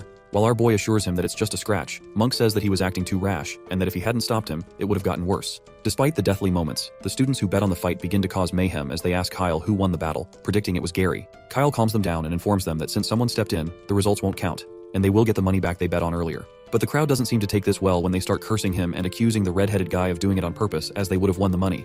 The situation worsens when the students throw things at him, and poor Kyle assures them they will get their money back, trying to calm things down. At the moment, the chaos in the ground turns frantic when they call them trash and start pelting stones. As they continue stoning, the students insult them and force them to get out of the academy, calling them a bunch of red-haired freaks, mocking them by calling them red-haired monsters and kicking them out with stones. Abruptly, the rocks hit Ray's head. Monk leaps in front of him and stops the students from attacking him, but the bastards shut him up and tell him to get lost. Meanwhile, Gary asks Ray if he's okay, as his head seems to be bleeding. Sylvia and Martha try to stop everyone, but the crowd seems to go berserk. On the other side, the silver-haired guy, Sebastian Spoony, grabs a big brick and plans to throw it at the red-haired guy. But Monk arrives at the scene and throws the stone at him, making his brick fall. When Monk asks him to stop and tells him that it has nothing to do with Ray, the silver-haired boy lashes out at him and threatens him that he will remember this as he calls him a brat. Sebastian also seems to lose his cool, getting annoyed. It is revealed to us Ray is once again ridiculed by the humans as they call him a red-haired freak, as nothing good happens when he's around. Calling him trash, they wish he would have never been born, and he's a walking disaster, urging him to get out of the academy. As the brutal whispers sharper than an arrow reverberate in Ray's mind, he ponders why it always happens to him, and these filthy humans never fail to disappoint him every single time. While their voices echo in his head as they curse him for being red-haired and crush his soul with their piercing words, Ray bursts with fury as his veins pop and decides they are the ones who should die. That's when Sir Winford arrives at the scene and finally the situation gets controlled. Gary informs the knight that Ray is bleeding a lot and he needs to be healed immediately. Meanwhile, Winford urges to help with injuries. Our guy lets out that he's fine and it's just a scratch. Asking if the knight needs anything, Winford reluctantly informs Ray that his mother is here to meet him. As Scarlet waits for her son, Ray appears and calls upon his mother. She greets him and tells him that it's been a while since they met, noticing that he is all grown up. Telling her that he's got taller, Ray excitedly holds his mother's hand and asks her if Pops is doing well since she's here. But it appears that his mother had some bad news for him as she reveals that his father is gone. Ray freaks out as he thinks that he died, but Scarlet assures him that it's not what she meant and informs him that his father left the house and the village. Bombarding her with questions, our boy asks her if that is even possible because he has been confined to bed since he was infected and gets shocked that how could he move all of a sudden. Meanwhile, Winford, who stands outside and hears their conversations, contemplates that he could not muster up the courage to tell Ray the truth about the plague of shadows in the past. But those who are infected usually die within a year, and very few manage to hold back like Jake did. But in the end, those strong survivors end up losing themselves to the shadows and become their slaves, becoming vectors that spread the plague even more. Concluding there has never been an exception to this, Scarlet then reveals that Jake had fought enough from the plague of shadows for the past decade. She narrates that one night she heard a noise and saw Jake sitting on the chair. She realizes that he's awake and is able to move. While she hugs him, Jake, who seems to be turning black, mutters that he cannot hold it much longer and pleads with Scarlet to kill him. As soon as she hears, Scarlet bursts into tears and tells Jake that she can't do it. Suddenly, his condition gets worse as the plague takes over him, and Jake bursts into flames. As he keeps asking Scarlet to kill him, she witnesses him turning into a black shadow. Coming to the present, Ray's mother tells him that she couldn't kill Jake and pulls out a letter, uttering that his father left him this letter. Ray opens up the letter in which his dad apologizes to him for not growing up with him, and tells him that he's proud of him for entering the academy. He thanks Ray for being his son, and signs off by telling him that he loves him. After reading the heartfelt letter, our boy starts sobbing, thinking that his father wrote this letter as if it were his last words, and gets determined to find a way to save him. Left in the lurch, Ray becomes distraught and lays on his bed while he recalls his conversations with his mother, who informed him that she is going to find his father no matter what. However, when he forces to go with her, Scarlet refuses and tells him to take his own path, assuring him that his father would want this too. Clasping him into a hug, she feels glad to see her son again, and affirms to him not to worry about them as he should be doing what he should. Lying on his bed, our guy reflects upon the fact that it's been a decade, and he hasn't found anything. He feels hopeless as he hasn't improved in the slightest, just like a human, couldn't even take his revenge for his dragon kind, nor could he protect who he holds dear. Thinking that everything just sucks, Gary enters the room and asks Ray if he met his mother and what she told him about his father's condition. But our boy, who seems to be falling apart inside, assures him that his father is fine and walks out of the room, while Gary assumes that something doesn't feel right. While Ray walks out, he leaves a paper behind and it grabs Gary's attention. Thinking what this is, as soon as he picks it up, Dan sneaks up on him and snatches the paper, thinking that it is a love letter from a fangirl as he was looking at it so intently. Poor Gary freaks out and asks him to give the paper back as he tries to snatch it from him. But Dan, with a freaky smile on his face, tells Gary not to be shy and asks him to let him see the passionate confession of love. As they joke around with the paper, in the meantime, the other roommates enter the room and glares at them with confusion. Eventually, Gary lets out that it's a letter addressed to Ray, and that's when they all get to know about his father being infected by the plague of shadows. Upon knowing the truth, Dan lets out that poor guy had a rough childhood, so they should treat him better. Hearing about Ray's sob story, Monk feels bad for him. The next scene then takes us to the cafeteria, which seems to be filled with people, and we see our boy Ray walking all alone. But then he is joined by Martha and Sylvia, who makes it look like a coincidence, and asks Ray to eat together. Then he heads to the dorm room and notices his tidy bed all sleek and spotless. As our boy wonders who cleaned his stuff, Dan and Ian nervously inform him Sylvia made his bed as she is such a nice girl. While Dan and Ian make it obvious with their terrible acting, Ray immediately gets a hunch and thinks about what is going on with these guys. The next day, our boy spots some fresh flowers in the pot, and Gary tells him that he picked some fresh lilies as he thought that it would help his friend brighten things up around him. Taking it the wrong way, Ray makes a cringy face and lets out if he has fallen in love with him. but Gary freaks out and tells him that it's nothing like that. Our guy then utters that he's been wanting to ask them what his roommates are up to these days, and Gary decides to tell him the truth, spilling that he accidentally saw his letter. He justifies that he didn't mean to invade his privacy and he should not have looked, but things turned out this way, and all the roommates ended up reading the letter. Panicked, Gary tells him that it's his fault that everyone found out about his father's condition, but Ray puts on a smile and says they are the best. Meanwhile, he feels happy that Ray is not angry. They are interrupted by a sudden noise that approaches them, telling them to get out of the way. It turns out to be Monk, who is severely injured as he is bleeding and is carried by Dan and Ian. Witnessing Monk in such a bad state, Gary immediately asks what happened, and Dan exposes that Sebastian beat the crap out of him, adding that he was the one who provoked Monk into getting into a rank battle with him. Assuming that a rank battle ends immediately once one party surrenders, our boy inquires how he got hurt so badly. That's when Dan reveals Monk already passed out during the battle and didn't even have a chance to surrender himself. However, Sebastian didn't stop and kept on beating him, concluding that he did it on purpose. At that moment, Monk calls out Ray and apologizes to him as he can't help him make his bed for the next few days. While Sylvia thinks that his limbs are fractured and they need to call the doctor right away, Ian goes to find one. On the other hand, as Gary asks Ray where he's heading, our boy, who seems to be losing his nerve after knowing what Sebastian did to his friend, says that he's going to get back at him for what he did to Monk. As he leaves, Gary grabs his hand and says to get a hold of himself, advising him not to act rashly. But our guy, determined to get revenge, asks Gary if he's coming with him. While Gary seems a bit reluctant, he lets out that he wants to get back at them for what they did to Monk, but Ray makes it clear that it's a retaliation. That's when Sylvia appears and reveals that Sebastian is from House Delbert, while Gary adds that he's the youngest son of Sir Delbert, so it's better if they don't get on his bad side. Not caring about this at all, our guy asserts that Sebastian started it, so he should pay for what he did and go on his way. Furious, Gary yells at him for not acknowledging the situation and informs him that it's not the first time that young Delbert has done something like this, adding that nobody wants to cross paths with him in the academy and warns Ray that he might get expelled. But our reckless red-haired fella assures him that he's going to be okay as he's not a dumbass, revealing that if he challenges him in an official rank, then he can get back at him rightfully without breaking any rules. Later, while House Delbert seems to be training on the ground, Ray approaches them and interrupts their training. The two of the night students confirm that Ray isn't one of them and instructs him to wait as they're practicing. Without wasting a second, our guy asks for Sebastian, and those knights confirm if he's really looking for Seabass, as they don't recall him talking about a red-haired friend before. While Ray asks them to get out of the way, the silver-haired guy who appears to be Sebastian Spoonie yells and asks them what's happening. As Eric, the silver-haired guy, moves toward them, his teammates inform him that this red-haired guy wants to barge in here and seems to be looking for Sebastian. Walking forward, Eric utters that Seabass does not know any red-haired freaks and gets mad at Ray for barging in the middle of the training, adding rude remarks as he asks if his parents never taught him manners. Confronting each other, our guy makes it clear that if he's not the guy he's looking for, he has no business to do with the silver-haired bastard. While Eric grits his teeth in anger, Sebastian emerges and asks the red-haired guy if he's looking for him. Young Delbert takes a guess and says that Ray came here for his friend, assuming that he's the black belt as well. Feeling no need to explain his reasons, our guy straightforwardly tells him there's no need for small talk and challenges him to fight. Without a thought, he requests the battle against Sebastian with his watch, while the opponent lets out that it is quite direct. However, Sebastian refuses the battle and tells him to forget it as he witnesses Ray being ranked at 280. As our boy thinks if he's scared, young Delbert says that he manifests that it won't be much of a fight after seeing his low rank. Laughing hysterically, Sebastian mumbles that he thought the other black belt was the strongest, but Ray seems too weak. He then apologizes to Ray and assures him that he didn't hurt Monk's purpose, adding that it's a natural gap between them and the peasants, referring to the black belts. Saying that he does not want it to happen again, he shuts off Ray. While our boy leans toward the obnoxious bastard, Eric blocks his way and asserts that Sebastian might not stoop to his level to fight him. The silver-haired Spoonie reveals that he's currently 9th ranked, so if Ray can fight him, it might pique others' interest in fighting with him as well. Asking if it works for his boss, Sebastian happily allows Eric to fight with Ray. Meanwhile, our guy asks the boss if he will accept his request once he manages to beat Eric. As the silver-haired guy is pissed at our boy, Sebastian affirms to him that they will talk once the fight is over. The Delbert's house students are thrilled to see a real fight again, and feel lucky for being in a strong team as people come for challenges every day, hoping that it goes on long enough. Standing face to face, Ray confidently tells Eric to attack him. While Eric holds onto his wooden sword and seems to be filled with pride, he assumes that the red-haired guy is getting cocky and advises him not to go crying for someone to take revenge for him later. As the others notice that the red-haired guy hasn't unsheathed his sword yet,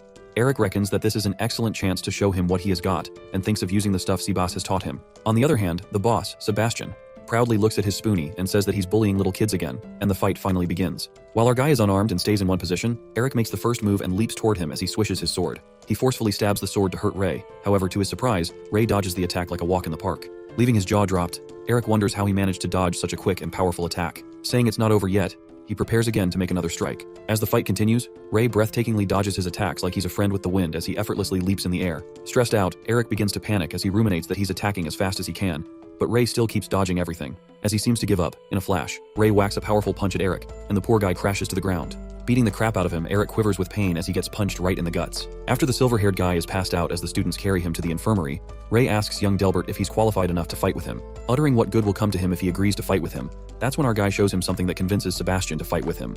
It turns out that Ray tosses out 2 intermediate beast crystals and reveals that he will offer him 2 of them if he wins. Freaking out after watching the crystals, Sebastian asks him where he got those and clarifies that he doesn't want to get in trouble for getting dirty items. While our boy reveals that his parents left these crystals for him as they are adventurers, Ray entices the offer by saying that he still has the chance to get them as he hasn't used them for equipment. It seems like young Delbert is quite intrigued by the crystal as he accepts Ray's challenge but demands one condition. Revealing his condition to make this rank battle held in public, Sebastian utters that he doesn't want people to think that he pried those beast crystals from him unwillingly, and our boy immediately agrees, admitting that he wanted it that way, to begin with. The next scene takes us to the training ground, where students are rooting for their boss Sebas to beat up the red-haired freak. Meanwhile, Kyle, who seems to be walking with Ray, asks if he's really going to fight Sebastian as he is ranked second, and thinks it's not a good idea if it's true. Concerned, Kyle lets out that even if he wants to earn a quick buck by betting on himself losing, his opponent won't hold back.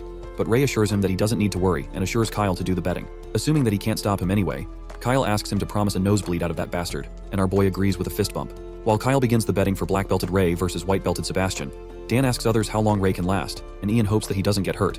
But Sylvia makes a different assumption, as she thinks that it's not going to be a simple battle. Hearing this, Dan teases her as he says that love really makes people blind, while Sylvia justifies that she doesn't like that guy, proving her point. As she gets mad at Dan, saying that he is blind because he does not believe how strong Ray is, Gary contemplates that he is not worried about whether Ray will win this battle. Instead, he's more worried about Sir Delbert, who might get mad at him for this. Stepping onto the battle stage, Sebastian, being the over-the-top guy he is, reminds Ray and mocks him by saying that the children of knights become knights, but the children of farmers become farmers, and no one can surpass the boundaries of class. Holding his sword, young Delbert makes it clear that Ray might have gotten a little confident after beating Eric, but he will quickly see the difference between them after fighting him. As one of the knight students commands them to be in positions, our guy advises him to leave the nagging for his lackeys. While the fight is about to begin, Ray covers his face with a black cloth that only shows his eyes. As the battle starts, Sebastian makes the first move and smashes the sword towards him. Our boy impressively dodges the attack, and his opponent tells him he's pretty lucky because not many people dodge his first attack. Asserting that his luck is pretty bad, Ray manages to scratch his face in a short time while Sebastian wipes his face and thinks it is too shallow, letting out if this is his true strength, he can never win against him. In the middle of the battle, our guy asks Sebastian why he talks so much and assumes that he has been winning all this time because he keeps running his mouth. Flustered, young Delbert leaps towards him at light speed and utters that his luck ends here. That's when our boy smoothly bolts the attack and pulls off a camouflage move, cutting through Sebastian's face and shoulder as it bleeds. As everyone is left astonished, Dan wonders how Ray attacked him and seems in disbelief as Sebastian got hurt first. While Ian is also shocked at this miracle, Gary presumes when Ray learned this technique and figures out that the way he dodged Sebastian's attack was just like how Sir Kay did it. After that, young Delbert, who seems to have taken enough of this, casts magic on his sword and warns Ray if he can dodge this attack. The crowd cheers for Sebastian as Chi appears to be converging on sword, and they excitedly root for him. While he attacks Ray with the sword merged with Chi, our boy again swerves the hit, but this time, young Delbert seems to grasp his technique and utters that he knew Ray would do that. Knowing that he will keep dodging the attacks, Sebastian's sword goes berserk as it keeps striking at Ray, leaving no room for avoiding the hits. Meanwhile, he continues pounding the sword. The students cheer up for their hero, the white-belted knight, as they think that he's so cool, and encourages him to put the red-haired brat in his place. Immersed in the battle, Dan speculates that Ray has been dodging the attack this whole time, so he is bound to get it. Thinking that bastard Sebastian took things far, Sylvia assures them that Ray is alright and tells him to look closer. She reveals that the one whose advantage is actually Ray's opponent. As they witness young Delbert being slashed numerous times as he soaks in blood, Dan's jaw drops as he thinks that Ray has been avoiding the attacks all this time. But Gary, who also seems quite thunderstruck, lets out that Ray is the one who's attacking the entire time. Sylvia further elucidates that every time he dodged Sebastian's, he counterattacked at least once, adding that Ray gradually minimized Sebastian's stamina to make him exhausted. While poor Sebastian is covered in scratches, he furiously yells that even his father was never beaten up like that. Threatening to kill him, Sebastian runs toward him to make another attack. However, he is again slashed by Ray's sword. Witnessing our boy's classic moves, Dan couldn't seem to believe his eyes, and wonders if it's really Ray while Sylvia inspects that he had every chance to win in no time, and wonders why he keeps attacking him deliberately. That's when Gary concludes that Ray is doing it on purpose and wants to torture his opponent bit by bit, playing with him just like a predator would with its prey. It is revealed to us that Sebastian's whole face is now covered with cuts and bruises. The poor guy cries out of pain and calls Ray a dirty peasant. But the red-haired boy who finally takes revenge for Monk makes one last blow on his nose while he trembles and threatens Ray to wait because his father won't let him off the hook, and he's gonna be a dead meat. Our boy raises his sword once again and thinks that talking to someone like him is a waste of his time and energy. Sebastian, who is about to give up, tells Ray that he will forfeit, however. As he is about to say something, our boy smacks him again with the sword, hitting him just like Sebastian kept on hurting Monk. Ray is blinded by the revenge of his classmate, and is ready to do anything to get the blonde-haired boy back for everything he did to Monk, so he won't let him forfeit this easily. Meanwhile, Sylvia and Gary analyze the situation as bad, and if this goes on, Sebastian might die. That's when they hear someone calling out to stop. It happens to Monk and tries to stop Ray, who wonders what he's here. In the meantime, the badly injured competitor gives up, and the match ends with Ray as the winner. At that moment, the students rush towards Sebastian to take him to the infirmary while Gary runs to his friend.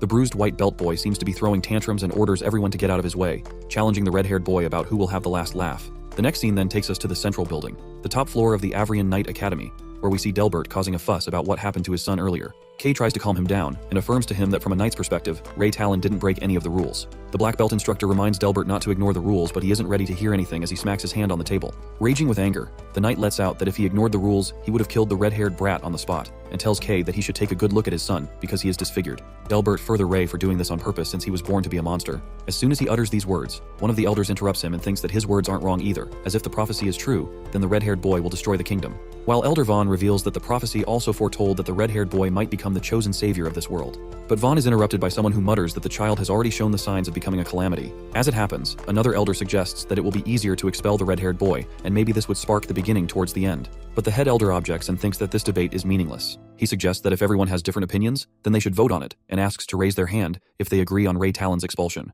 It turns out that Delbert, Elder Gibby, and Master Knight Rose agree on Ray's expulsion from the academy. On the other hand, Elder Vaughn, Head Elder, Elder Humphrey, Winford, Bernardo, and Instructor K disagree with his expulsion. In conclusion, 3 of them fall in the favor of Ray's expulsion while 6 of them disagree. Therefore, the elder dismisses the expulsion of the red-haired boy. In the next scene, Ray seems to be laying down on his dorm roof with his eyes closed when he hears footsteps approaching.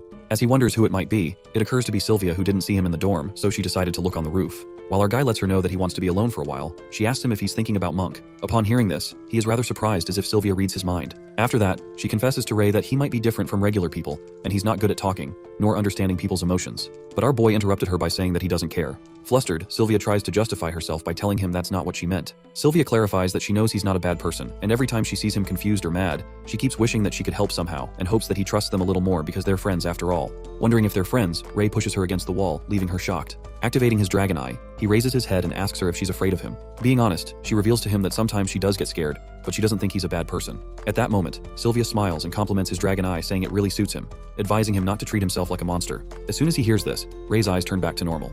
He turns around and ponders that every time he feels like he has seen how humanity truly is, things change immediately, and it seems like he still has a long way to go until he really understands humans. On the other side, Delbert furiously walks out of the building and decides to kill the red-haired monster someday since he doesn't care about prophecies. Just then, he's approached by Elder Gibby, who grabs the knight's attention by telling him that he knows that Delbert thinks the knights should only come from noble blood, which is an interesting point of view, adding that this caught his attention. Meanwhile, Sylvia walks down the stairs. She's approached by a blonde-haired boy who is also a white belt. The guy then asks her about Ray Talon's whereabouts, and she informs him that Ray is upstairs. He thanks the beautiful lady and heads upstairs while Sylvia wonders if she ever came across someone like him in their year. While Ray is still on the roof, he hears someone coming in again and thinks that it is Sylvia, asking why she came back. But to his surprise, it turns out to be someone else, the blonde-haired guy from earlier who informs Ray that must have mistaken him for someone else. That's when that guy introduces himself as Harry Delbert, a second-year student, and our boy makes an annoying face as he realizes that he belongs to the Delbert family.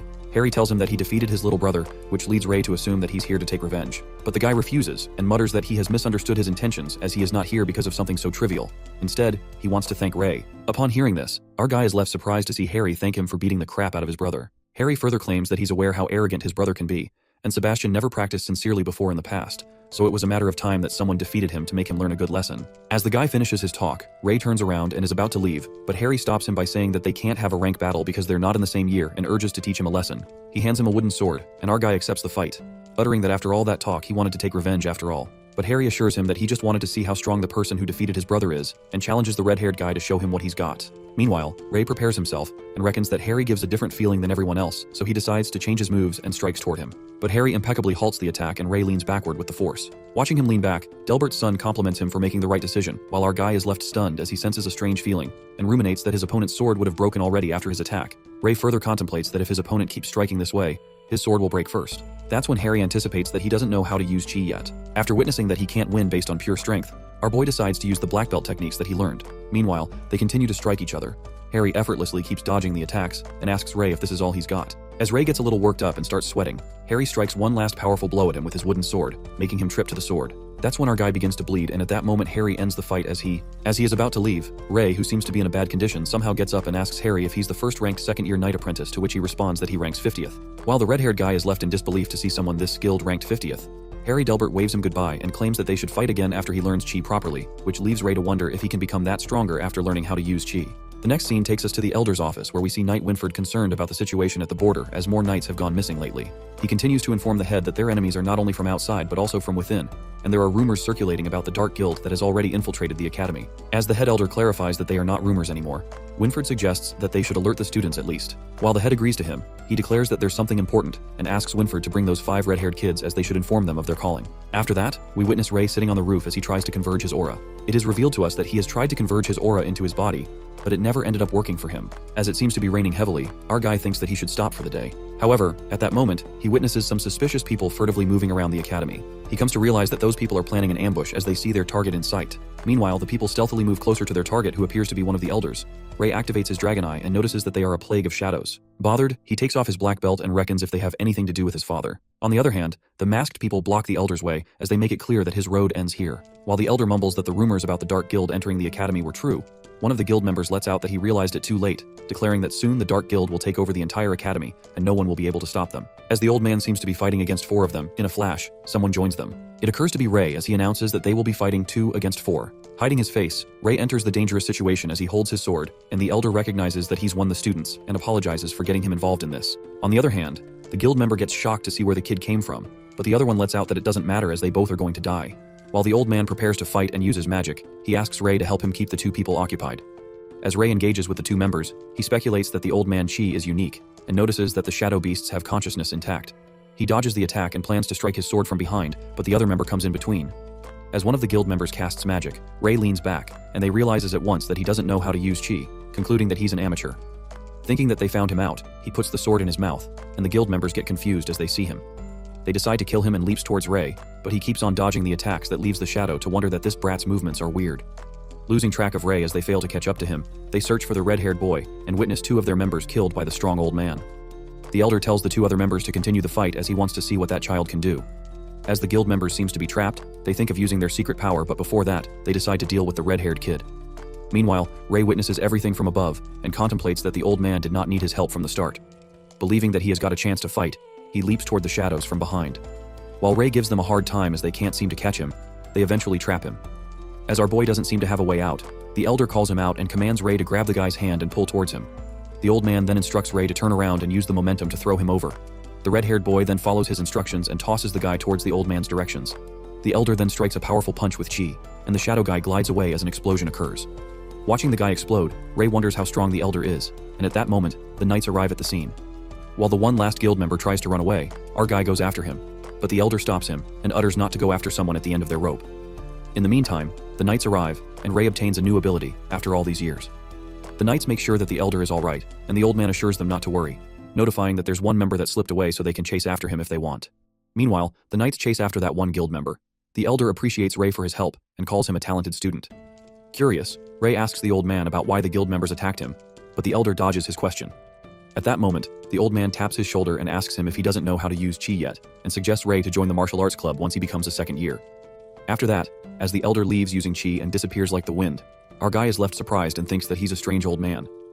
The next scene takes us to the head elder's office, where Winford seems to be waiting for Ray. As Ray arrives, Winford informs about the head elder summoning him, which leaves our guy to wonder if he had been caught this quickly. It appears that Winford summons all the red-haired kids, including Ian, Kyle, Sloth, Badger, and Ray. While the kids seem to be impatient and speculate that the elder have a special mission for them, the head elder gets straight to the point and reveals the reason for summoning them is because of the prophecy. The old man discloses that 10 years ago, there was a prophecy was heavens that predicted that their land will be saved by a red-haired boy from the brink of destruction. Upon hearing this, Kyle assumes that it could be one of them, but the elder lets out that they have found 10 red-haired kids who fit this description, which leaves Ray surprised as ever. Asking about the other 5 children, the elder lets out that the other 5 children have an aptitude for magic, so they are studying at the Roland Academy. As soon as Ray hears this, he gets reminded of Amy, who's also studying there, and thinks that she already knows about those people. While Kyle and the other redheads seem to be exhilarated about saving the world, the head elder continues to tell the prophecy. He reveals that in the past, 5 dragon knights saved their land from danger, defeated the shadows, and found the Avrian Knight Academy. Leaving the priceless heritage behind, the head elder gives them a big responsibility to protect the heritage and informs them about receiving even more training other than basic and special training. The 5 red-haired kids are anticipated to become the Avrian's Academy's new generation of dragon knights. As they leave the office, Kyle and one of the twins feels happy about becoming saviors, while Ray asks Ian if his hairs have always been red. Meanwhile, Ian responds that his hair has always been like this, and he also went through a lot of trouble growing up. Our guy reckons that everyone's hair has always been red. However, Ray's hair turned from black to red. Our boy speculates whether he should be counted as a dragon knight, which leads him to think that the head elder must be hiding something from them. The next scene takes us to the head elder's office, where Winford seems to be questioning the head about not disclosing the whole prophecy to the children. The head affirms to him that kids have enough burdens on their shoulders, so they should let them know things when they're ready, and the knight unwillingly agrees with him. The scene then flips to Rei, who begins to search for the dragon knights. The boy narrates that some people still think of dragons as symbols of evil, while some didn't believe that these creatures ever existed. A minority still believed that the dragon were the protectors of this land as the world wasn't plagued with shadows in the past. As he read more about the knights, one book stood out to him in particular, as it mentioned the guidance of God. While books written about God are forbidden for humans, Rei couldn't find anything useful and goes to a priest to find answers. It is revealed to us that along with their special training with Sir Kay, they also train under Winford for extra training to become dragon knights. As the training continues, our boy contemplates that if it weren't for this knight training, he would have immediately gone to have a chat with God and ask him why he turned him into a human. Our boy then narrates that a year has passed with his training, and he also managed to find the time for hunting sessions, adding that tomorrow will be the first day of their second year of training. Coming back to the present, as Rei seems to be sleeping, he hears a noise and witnesses Gary having a nightmare as he trembles. As Gary opens his eyes, he gets scared to see Rei standing in front of him and tells him to go sleep as they have a ceremony in the morning. Assuring that he's fine, our boy gets curious and wonders what kind of nightmare he had that scared him so much. The next day, while Gary appears to have a sleepless night and Rei gets concerned about him, they're greeted by Sylvia, who asks them if they have chosen a club they want to join. As our guy seems to have no idea about clubs, Sylvia annoyingly tells him to pay attention and reveals that all the second-year students have to pick a club to join and train there. Meanwhile, Sylvia decides to join the medic club, and Gary have already selected the swordsmanship club.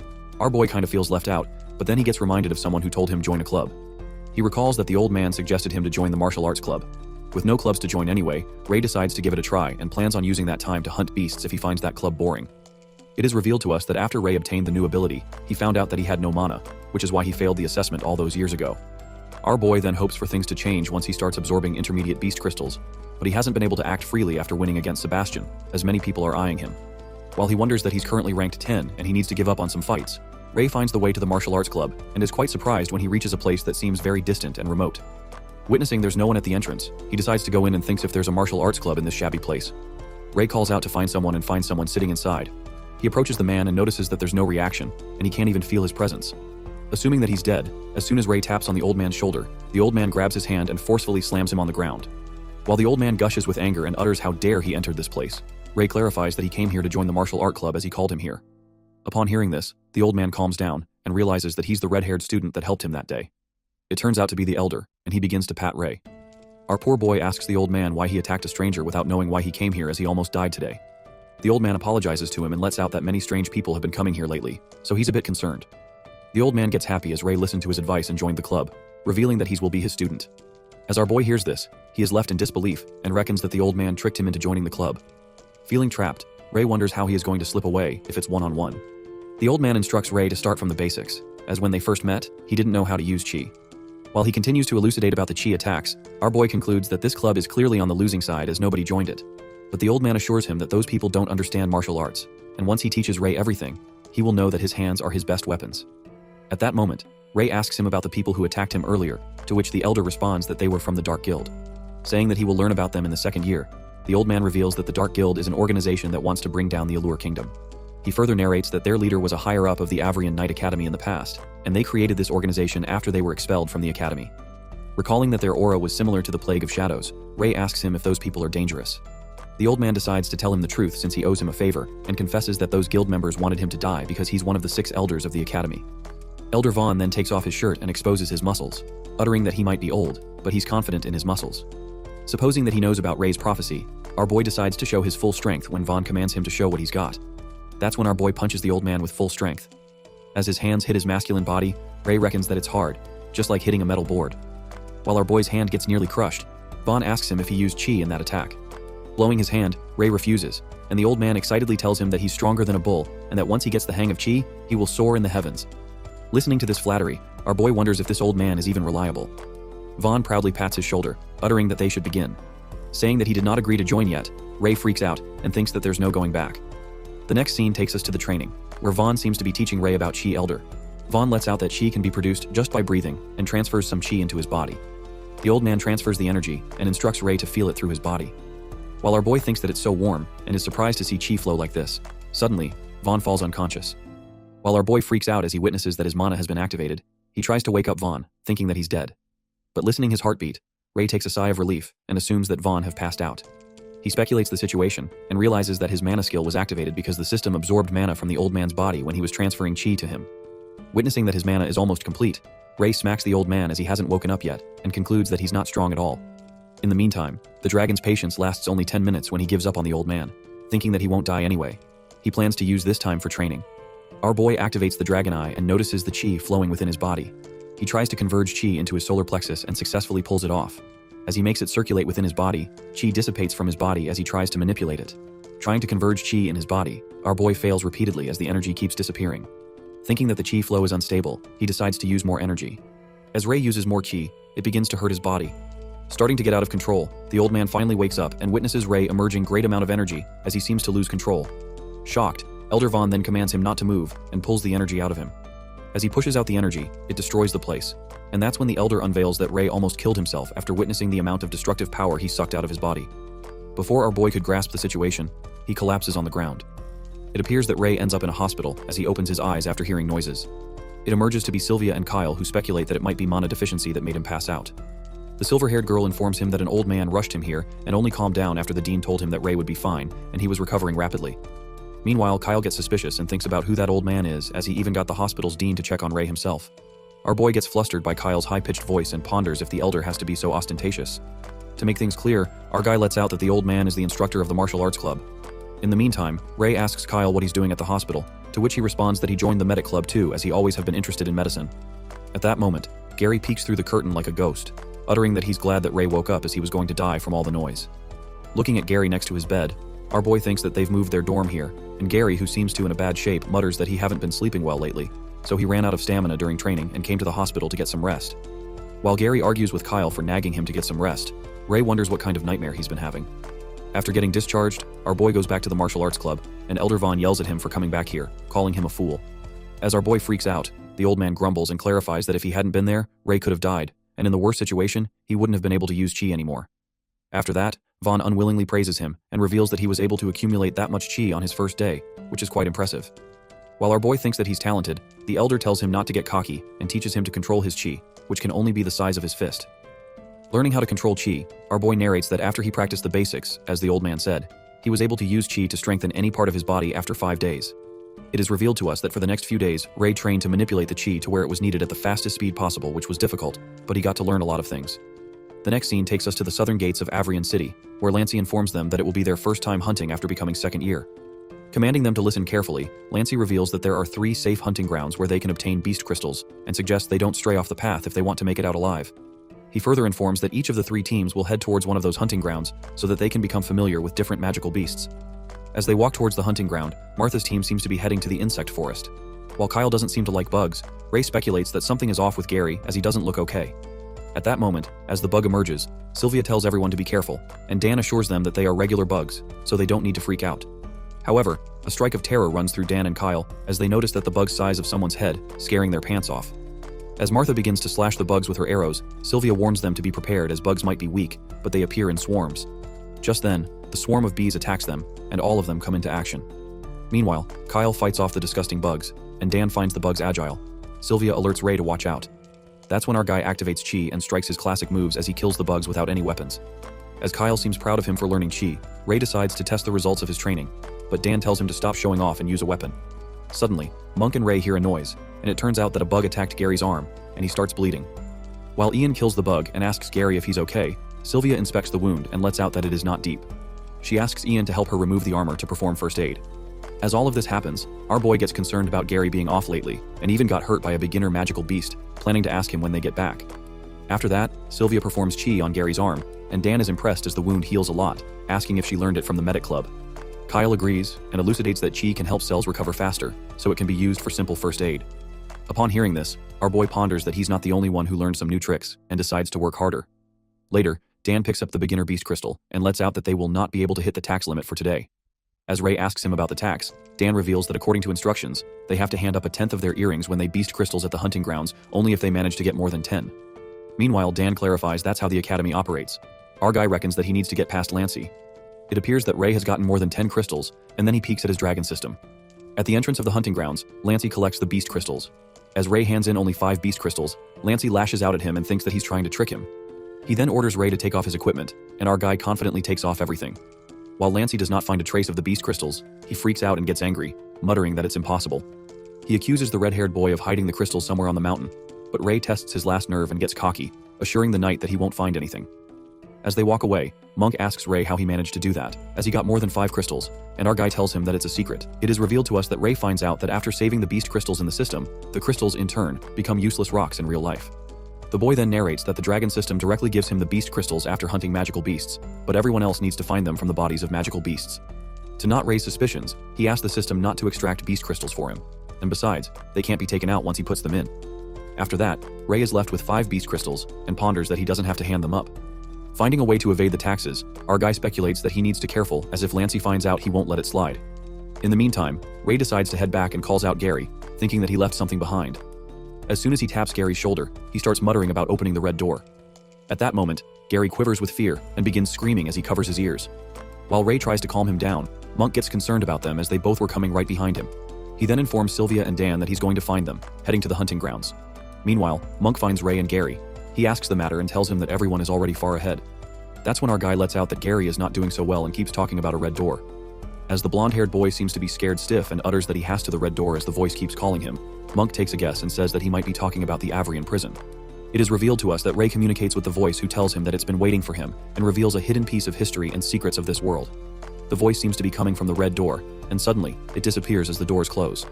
While Ray screams and asks to wait, he wakes up and gets shocked as the dream feels far too realistic. As the blonde-haired boy seems to be mumbling about the red door in his sleep, our boy ponders that it might be the same red door in Gary's dream. We are then traveled back to Ray's flashback at the hunting ground, where he asks Gary what nightmares he's been having. Panicked, Gary reveals that he only passed by Avrian prison one time and glanced at those red gates. Since then, he's been having nightmares every night, and every time he wakes up, he doesn't remember his dream. While the poor boy is traumatized, Gary adds that he can only feel endless fear, and something behind those red doors keeps calling him. That's when he plans to go to that place, but Monk freaks out and discloses that the place is entirely off limits, and they can even get expelled. But it seems like Gary has no choice as he decides to deal with it. Otherwise, he will get tortured to death by the voices in his head. At that moment, Ray agrees to go with him and asks Monk if he will join them. But Monk hesitates and warns them that they can even die in there. Our guy, who seems determined, lets out that the skills they learned will work in the cover of night, so they should give it a try. Watching Monk refusing to go, Gary feels bad for dragging him into this and asks Ray not to give him a hard time, as he already thankful that someone is going with him. However, our guy insists and utters that Monk is better at stealth than them, so he'd be of great help. With no other choice left, Monk agrees to go with them and tells Ray that he's repaying him for what he did for him at the duel. Later at night, our boy ponders if the red gates of Avrian prison are the source of Gary's nightmare, as even he dreamt of it. He wonders if the secrets of this world are really hidden in the Academy's prison. The next scene takes us to the Avrian prison, where the knights seem to be guarding the doors. As it's late at night, the 3 of them sneak inside that area and hide under the bushes. While Monk confirms if they won't caught, Gary assures him and reveals that he's been observing this place and found out that those black armored knights exchange shifts with regular white-belted knights every Tuesday. Asking why the guards exchange shifts at this time every week, Gary assumes that it might be a weekly gathering. In the meantime, Ray activates his dragon eye to inspect the prison and notices that something's off, as everything is pitch black. With the prison being built underground, our guy finds it suspicious. After a while, the guards seem to be leaving for the meeting as they exchange shifts. Meanwhile, the black armored guard leaves for the meeting. Ray decides to follow the plan, and suddenly, someone grabs Gary's hand, asking what they're doing. It turns out to be Molly, a third-year black belt student. She let out that she was training nearby and saw the 2 of them sneaking around. As Molly guesses that they are about to sneak inside the prison, Gary panics and spills that they were planning, but then she comes just in time. Suddenly the barrels scatter all over the place, diverting the guards' attention. While the guards get busy arranging everything, Ray gets alert and utters that Monk has already begun with the plan, so they need to hasten up as well. As soon as Molly hears about Monk being involved in the plan, she freaks out and warns them that they are going against the rules. Calling them crazy, she keeps nagging them, and Gary asks Ray how should they deal with her. Thinking that they are going to kill her, Molly reminds them about being loving fellow students, and that's when Gary smacks her neck, knocking her out. Meanwhile, Gary couldn't help himself as she kept talking too much. Ray decides to take Molly with them because they might be doomed if she spills their plan. Just then, they rush toward the red door as Monk seems to be opening the gate while the guards are busy. They successfully sneak inside the prison, and the guards continue to argue about tying the barrels properly. However, it occurs that someone seems to be observing them inside the prison, and it turns out to be the guy who killed the Stage 4 proctor. Smirking, the guy seems to have lured them on purpose and mutters that Elder Gibby will be happy. On the other hand, the 3 of them manage to go inside and are surprised to see that there are no windows at all. While Gary lights the area with his glowstone, Monk freaks out when he witnesses Molly, and Gary tells him that she found us, so they brought her here. Eventually, Molly wakes up, and Monk asks her if she's doing all right. But Molly seems to be in a bad mood as she lashes out at them for doing such a thing to a senior and threatens to report them. While she is pissed off, Gary tries to explain his reasons, but Ray, without any reluctance, tells Molly to report them and urges her to shout as loud as she wants so they will be expelled altogether. Pissing her off even more, poor Monk stops him and tells Molly not to mind him. After that, Ray walks away, and Gary calmly suggests to Molly that they should take a look since they're already inside. As the girl is super annoyed by Ray, she makes it clear that she won't take the responsibility if they get in trouble. Molly snatches the glowstone out of Gary's hand and leads the way since she's the senior. Walking down, Monk realizes that there are inmates in the prison, and Gary, who also seems to have no idea, lets out that this place has always been forbidden and he's never heard of criminals being transferred in this prison. That's when the girl clears her throat and reveals that some people say the Academy is using this prison to hide the thing they really want to hide. She further adds that once those things appear, it would cause a great uproar. Upon hearing this, our guy assumes that she doesn't know what they're hiding either, and Molly responds that they're rumors, calling him a brat. Meanwhile, she discloses that other than the 3 knights and 6 elders, no one's been here before. At that moment, the wind gets strong, and a terrible smell starts diffusing across the area. As Ray hears something, Monk advises them to go back, and Molly, who also seems to be scared, agrees with him. But Gary refuses, and is determined to find out what has been appearing in his dreams. They all decide to go down together, and finally reach the bottom. To their surprise, it appears to be another door. While they witness a massive door, Molly wonders what it's made of as it looks pretty old. But Gary, who's more interested in going beyond the gate, begins to open the gate with his chi. Struggling to open the colossal door, which doesn't move an inch, Gary calls Monk for help. On the other hand, Ray activates his dragon eye but still can't see what's inside the door and assumes it's some kind of high-tier spell or special seal. Meanwhile, Molly thought that Gary could do it himself from all the fuss he made, and tells him not to show off. Thinking that the door is locked, Monk lets out that there's something leagues stronger behind this door, so they should head back. But Gary makes it clear that he won't back and asks Ray to help him. As soon as our guy places his hand on the gate, the dragon system appears and asks him if he wants to open the door. Confused, Ray taps to agree, and in a flash, the door opens. Astonished, Monk asks him how he did it, and Ray clarifies that he just touched the doors. It is revealed that the sounds of the gears went even deeper within, but the magic crystal only showed a small area ahead, and as they kept walking, an unsettled fear took over the hearts of the youngsters present. As they make their way inside, a scary sound reverberates as Gary steps on something. While Monk trembles with fear and asks what was that, Molly, who is also scared witless, freaks out and holds Ray. Flustered, Ray tells her to back off, and Gary sheds his glowstone to see what he stepped on. It turns out to be bones, and Gary speculates that it might be a beast or a dragon. Wondering how a strong beast could die here, Ray lets out that dragons don't die that easily, while Molly thinks that the knights took the beast out. As they continue to dig deeper, Ray notices they're reaching the end, and Molly lets out that they can finally leave this place. Reaching the end, Gary informs them that it's a large space underneath. While Molly says that these look like prison cells, Monk notices that there are many of them. Realizing that nothing is inside the cells, Monk gets worried and predicts that the monsters have already escaped. He suggests that now that they've seen everything down there, they should leave, and Molly agrees. She says that if the monsters were really kept down here, they must be strong, and if they've escaped, then they're in significant danger. Upon hearing this, Ray makes Gary understand that they've already come all this way, so if they return now, they can escape before the knights change shifts again. However, Gary gets crazy and mutters that if they go ahead a little, they will find the truth. As the blonde-haired guy keeps moving forward, Ray alerts him not to go further, but Gary, who seems to lose his senses, continues to go inside the prison cell as he hears the voices calling him inside. Watching him walk towards the dead end, Ray tries to stop, and at that moment, a powerful wind takes over the place. While Gary falls into some kind of pit, our boy comes to realize that this presence is dangerous. He stands guard as he holds the sword and witnesses a giant beast with big horns rumbling out of the prison. Watching the beast coming towards them, Molly quivers with fear as it turns out to be the monarch rank magical beast, the Minotaurus. That's when the Minotaur lets out a powerful roar, making everyone smash to the ground. At that moment, Molly twists her ankle, and not being able to run away, the beast grasps her into its claw. But Monk comes to her rescue and slashes the beast's arm with his sword, making Molly crash on the ground. After slightly attacking the beast, Monk runs to Molly and asks if she can stand. As he makes her stand abruptly, the Minotaurus prepares to strike again, but this time, it seems to be a forceful magical attack, and Monk freaks out, telling Molly that if she doesn't get up, they are all going to die here. Just after that, the beast strikes the magical attack, and a strike of terror runs through Monk as he looks back. The next scene takes us to Gary, who comes crashing down in a pit, gets concerned about Monk and the others, and wonders if it really was a monster that he just saw. On the other hand, Ray halts the beast's attack with his sword, and his tame wolf backs him up as it protects Monk and Molly. Watching the watch protecting them, Monk gets baffled and asks why the magical beast is helping them. While our guy struggles to stop the beast for too long and has no time to explain, he makes it clear to Monk that the wolf is on their side, so they don't need to worry. After that, Ray orders his wolf Noir to take Molly somewhere safe, while Monk is left stunned to see the wolf following orders. As the wolf takes Molly away, Ray instructs Monk to hide his presence and kill the Minotaurus in a single blow once he holds it down. But the black-haired boy informs him that it's very risky as the beast is way too strong to be killed in a single attack. Carrying his plan, our guy assures him to trust him and begins to gather chi. Meanwhile, Monk hides, and Ray attracts the beast towards him. Somehow, the beast wields his sword away, and with no weapons, our boy grabs the beast by its horn and tries to hold it down. Realizing that it's too strong, the beast drags and bumps him against the wall, but Ray doesn't let go of its horn and holds it with full strength. That's when our boy commands Monk to attack the Minotaurus, and he immediately strikes the beast from behind, holding 2 swords. While Monk stabs the swords with strength, he is shocked when he witnesses that they are penetrating as the beast's skin is as tough as a metal board. In a while, Gary arrives at the scene and yells at Monk to dodge, striking the sword towards the magical beast. To his surprise, the sword shatters, and Gary flings away as the beast strikes a magical attack while Ray, with the help of Chi, tries his best to hold it down. Not letting it escape, Ray activates his new mana skill and finally lets go of the beast's horn. Absorbing the mana, he gathers all Chi and attacks with full force. Attacking with his hands, he manages to slash the Minotaurus back. Feeling happy that the old man's training worked after all, Gary alerts him to watch out.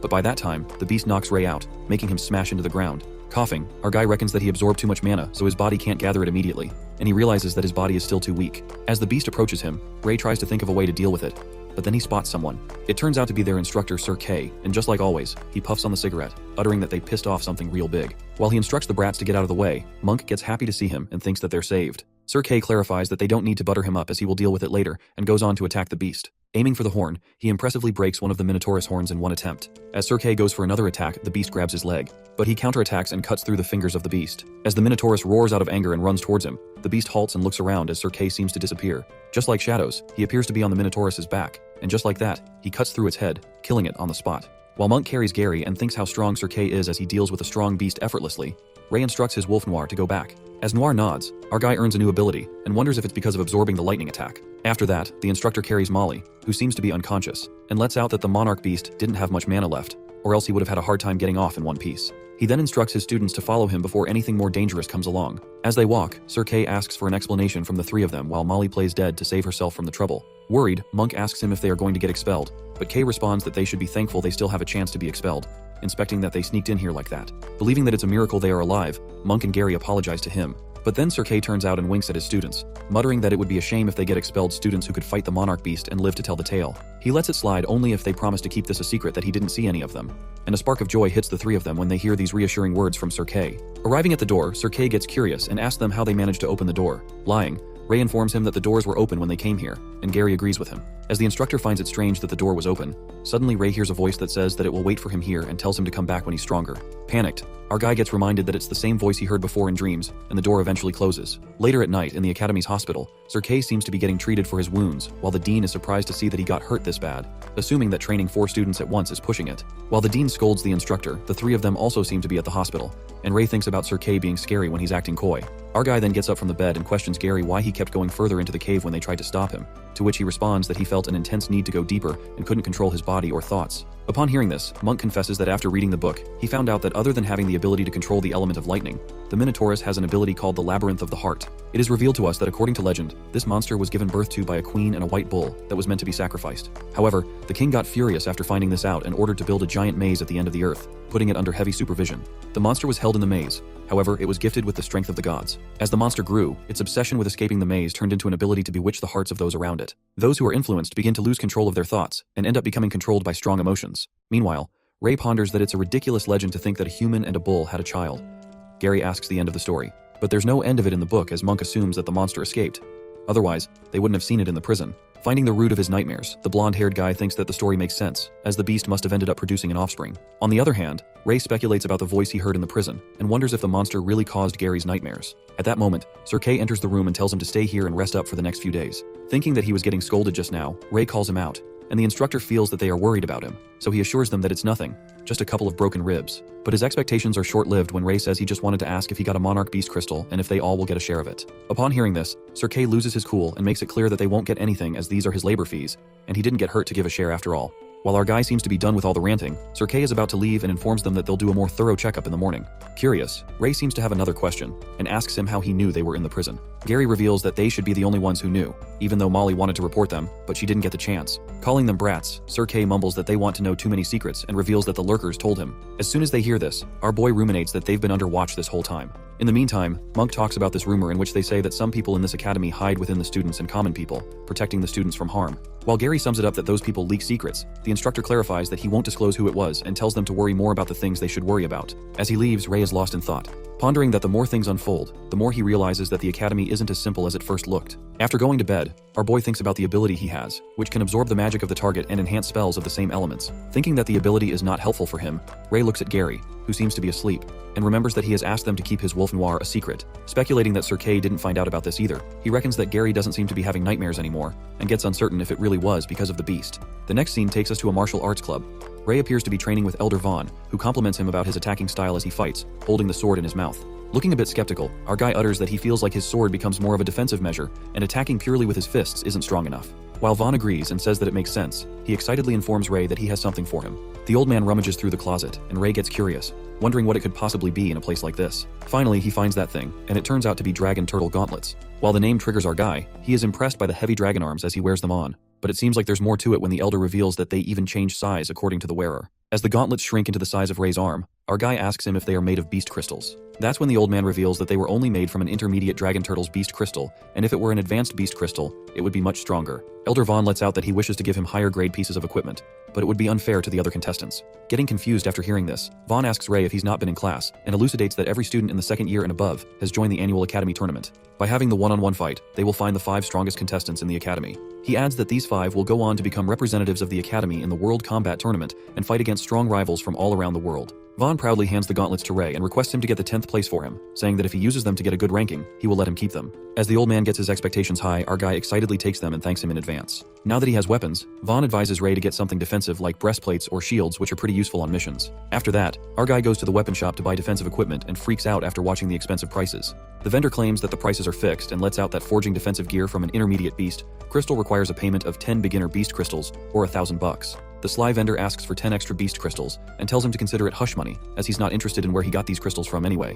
While Ray seems to be pissed off, he reckons that if he gives him the beast crystal, the academy won't be able to find proof that he hid the beast crystals. Thinking if the academy has its eyes on him, he won't be able to hunt alone anymore, our guy agrees and throws the pouch of crystals. Letting out a smile, the vendor assures him that their work is top-notch and grabs the pouch. Meanwhile, Ray annoyingly looks at the vendor and ponders, humans really are sly no matter what they work as. At that moment, Sylvia approaches him and is happy to see Ray, who asks her if she hears to buy equipment as well. While Sylvia agrees and says there aren't classes today, our guy leans closer and confides with her about the fraud vendor and how he took extra crystals from him. After hearing this, Sylvia angrily rushes towards the owner and says that she's here to make a commission request. As the vendor seems to know the silver-haired girl and welcomes the young lady from the Hart family, Sylvia asks the price of the defensive piece of equipment on behalf of her friend. Our guy notices that the vendor calls her a young lady, which leads him to wonder if Sylvia is from a famous family. After a while, the girl hands him the extra beast crystals the owner took from him, and Ray thanks her. However, he can't seem to ignore how humans get treated differently despite being the same. He then gets reminded of the disgusting guy, Sebastian Delbert, who uttered that the children of knights become knights, and children of farmers become farmers. Ray then concludes that what he said might just be the truth of the world. Snapping out of his thoughts, Ray decides to repay her kindness and pulls out a Wallabear intermediate crystal. But Sylvia refuses and says that it's much more expensive than 10 beginner beast crystals. Our guy forces her to take the intermediate crystal and assures her that it's not much of use to him now that he's got a weapon and defensive gear. As he leaves and waves her goodbye, Sylvia starts to blush and affectionately holds the crystal Ray had given to her. After that, as Ray keeps buying equipment from the same vendor, the vendor apologizes to him as he didn't know he was friends with the young lady of the heart before. On the other hand, our boy seems to be happy as he sees some progress in his chi practice and gets excited to hunt even higher ranked monsters now that he's armor along with the gauntlets the old man gave him. The next scene takes us to Elder Gibby, who seems annoyed after knowing that the kids were lucky enough to escape alive from the prison. The guy from earlier reports to him that the lurkers informed Sir Kay about this, and he was the one who saved the students. As Gibby didn't expect Kay to be of some use, the guy lets out that the students have the 3 knights with them, and with Kay being troublesome, it would be difficult to attack. He then suggests to test out Knight Delbert, but Elder Gibby tells him not to rush as Delbert is a suitable candidate. The Elder further says that he still has to test Delbert's loyalty as he is one of the knights and commands the guy to let go of him. He then suggests someone else and instructs the guy to tell him that if he succeeds, the Pure Guild will give him a new position. The next scene takes us to the Mountain Forest hunting grounds, where everyone seems to be enthusiastic, and Gary suggests that they need to earn more to get equipment. Meanwhile, Monk thanks Ray, and Ian does the same, saying that he will pay him back with something better. But our boy seems to be confused and asks them if they're talking to him, and Dan grabs him behind, uttering that he knows that Ray very shy, but they're really thankful. At that moment, Ray asks Sylvia if this has something to do with her, and Martha immediately stops being a third wheel and leaves them alone. That's when Sylvia explains to him that the Woolly Bear intermediate crystal Ray gave to her, she exchanged them for gold, and gave them to their teammates under his name. With already having a good shield, she tells him that it wasn't useful for her and apologizes him for not discussing it with him. As Sylvia assumes that he's angry abruptly, Ray happily taps her shoulders and compliments her that she can become a good leader, asking why he got serious all of a sudden. This unexpected move freaks her out as she starts to blush hard and pushes him away. Surprisingly, Monk, Dan, and Martha seem to be watching them discreetly. Later, Gary asks Ray if something happened between him and Sylvia, but our slow-witted boy doesn't have a clue what he's talking about. Gary then lets out a sigh and asks Ray to promise him that he won't treat Amy like this. Later, at the hunting grounds, the bugs glide toward them, and they all prepare to fight. Ray activates his dragon eye and analyzes that they all are beginner rank monsters, so they should be fine. After that, Dan effortlessly fights the bugs and thinks if there's a more challenging thing around here. While Gary concludes that he's just become better at fighting, Monk impressively slashes the bugs. At that moment, Ray alerts him to watch out and reveals that it's a Hercules beetle. Monk immediately gets out of the way and is shocked to see that it's an intermediate rank monster that attacks him. Thinking that it's a bug after all, Dan confidently strikes the big beetle. However, he realizes its defenses are pretty tough. As Ray alerts them that there are beetles more incoming, they're surrounded by a bunch of them. Just then, Gary attacks the beetle with his sword, but he is also left shocked after knowing how hard its knuckles are. While they all seem to struggle, Martha can't seem to shoot through their shells with her arrows, and Sylvia's shield hardly halts the beetle's attack as she bounces off. On the other hand, Monk, Ian, and Dan are surrounded by the beetles as they can't seem to fight them. Suddenly, they witness a giant beetle that comes crashing down. It comes about that Ray fights them off with his classic gauntlets along with Chi. He smoothly pierces through the Hercules beetles like a pro, and the teammates are left astonished as they see our boy killing them impressively. Witnessing him getting so strong, Dan couldn't help but notice his new weapon and swoon over the crazy strong gauntlets. While Monk informs that his advisor of the martial arts club lent it to him, poor Dan cries out as he regrets and feels like he joined the wrong club. In the meantime, our guy beats the crap out of the beetles and reckons that he can't make it look too easy, or else the teammates will get suspicious. He then calls them out for help, and all of them get into action. Martha starts shooting the beetles with the arrows, and Sylvia finishes them off with her sword and the shield. Meanwhile, Monk, Dan, and Ian incredibly whack the beetles with their weapons. After killing all the beetles, Dan excitedly announces that they're rich as they will get the intermediate beast crystals after finishing off the intermediate rank monsters, and Monk even finds one. While Ray is about to absorb the beast crystals, suddenly, the birds begin to fly away from the forest. He activates his dragon eye and witnesses a fire in the forest. As our guy alerts the teammates about the forest fire, Martha jumps on the tree branch and lets out that Ray is right as she can see the flames. Gary then presses his ear to the ground and assumes that beasts are escaping from the forest as he hears the trampling noises. While Dan mumbles what they're waiting for as they should make a run for it as well, Ray concludes they won't make it in time as they already seem to be surrounded by fear. Panicked, Martha asks Sylvia to send the signal through the rescue crystal, but she informs them that the crystal isn't working as she tried sending a signal earlier. As Dan seems to be in disbelief, Ray spots someone approaching them. He shouts to ask who they are and witnesses 3 masked people who look like assassins. Meanwhile, Monk anticipates that they are here to save them, but our guy clarifies that it's probably not the case with these guys, and Gary yells at them, asking if they set the fire. At that moment, one of the masked guys signals the other 2 to attack the kids. As the 2 of them attack Monk and Gary, Ray is also attacked by the red armored guy. However, our guy manages to dodge the attack with his gauntlets and wonders who the hell these people are. Asking why they're attacking them, Ray inspects the masked guy's sword with his regular and finds out it's not a regular weapon. On the other hand, Dan holds Monk, whose assassins have attacked, and Ian goes on to help Ray and the others. But the fire surrounding the area stops him, and Ian calls out Gary and Ray. As Ray looks around, he immediately speculates that the masked people have intentionally separated them and wonders if they are him and Gary. Assuming that he has to fight them both at once, as Gary seems to be occupied already, Ray instructs Ian to leave and get help from the knights. While Ian objects, Dan carries Monk and goes on to find help along with Sylvia and Martha. In the meantime, Ray asks Gary if he can keep up, and the blonde-haired guy assures him that he can handle one of them. While our boy reckons that these masked people are fast, as long as he defends well enough, it won't kill him. Gary keeps one of them occupied and buys time for Ray. At that moment, the 2 masked people leap towards Ray, striking him with a chain weapon. Knowing how he will attack, Ray grabs the weapon and dodges one attack. However, when Ray looks around, another one strikes with a blazing sword. Finding it troublesome, our boy leaps backward, thinking that whenever he tries to focus on one, the other jumps in to disturb him. At that moment, the assassin forcefully strikes the weapon at Ray, catching him off guard. Our guy smashes to the ground, but luckily his armor blocks the worst of it. Assuming that both assassins work together better than he expected, Ray changes the battle plan. He then spots Gary, who seems to get his arm injured and assures him that he doesn't have to worry about it anymore. However, the blonde-haired guy backs him up and tells him that he will deal with one of the masked men. That's when the assassin prepares to attack Gary, uttering that he will make sure to kill him painfully. Given that they're planning to kill them, Ray sees no reason to hold back and absorbs 5 beginner beast crystals. Gathering the energy, our boy evolves into a dragon knight as horns appear on his head, and he calls out his wolf Noir, who also evolves into a horned wolf, muttering that it's time to hunt. Witnessing Ray casting magic, one of the assassins gets panicked and lets out that they never informed the kid knows magic. As the other one commands to continue the mission, they leap towards him. Noticing it's the same move from earlier, Ray makes sure not to fall for it again and grabs the sickle weapon. He then commands Noir to run and traps the 2 of the assassins with the chain. Thinking that he can trap them, they effortlessly break free from the sickle. While Ray doesn't seem so surprised, he instructs the wolf to take care of the guy with the sickle and jump towards to deal with the other one. As our boy fights with one of them, another one dashes towards him, but Noir arrives just in time and attacks him. Saying that he kills beasts like him for breakfast, the assassin dodges Noir's attack with the weapon. On the contrary, our guy keeps dodging the attack and is baffled when he realizes that it's the same move again. He inspects that the sword is troublesome and decides to restrain it. Ray speculates that the masked guy is avoiding combat when the chain is not with him and wonders why he is doing that. To try it out, he abruptly attacks the assassin, leaving him shocked. And according to Ray's assumption, the masked guy doesn't engage with him and leans backward. While our boy finds out his weakness, he peeks at Gary, who seems to be giving a hard time to the masked guy. Gary declares that they are students of Avrian and stabs the assassin with his sword, asking why he attacked him. As the blonde-haired boy holds him down with the sword, Ray warns him to watch out as the other strikes a fire blow at him. However, the attack hits the assassin, who is stabbed by Gary and burns in the fire, screaming for help. Appalled by this sight, Gary ruminates that they're willing to kill their allies and walks towards Ray to help him. Meanwhile, Gary quivers with pain and trips to the ground. Our boy tells him to rest and assures him that he will tear these bastards to pieces. Ray holds the sword in his mouth and lets out that a scum like him doesn't deserve to be part of this world, and to think that he even threw the lives of his comrades away, it's unforgivable. Just after that, he lands a powerful attack on the masked guy, but he survives it. Witnessing that he dodged the attack, Ray concludes that they've come well prepared as they're equipped with special equipment and weapons. As his gauntlets seem to crack, he thinks of finding an opportunity as if this continues. His equipment is not going to hold for long enough.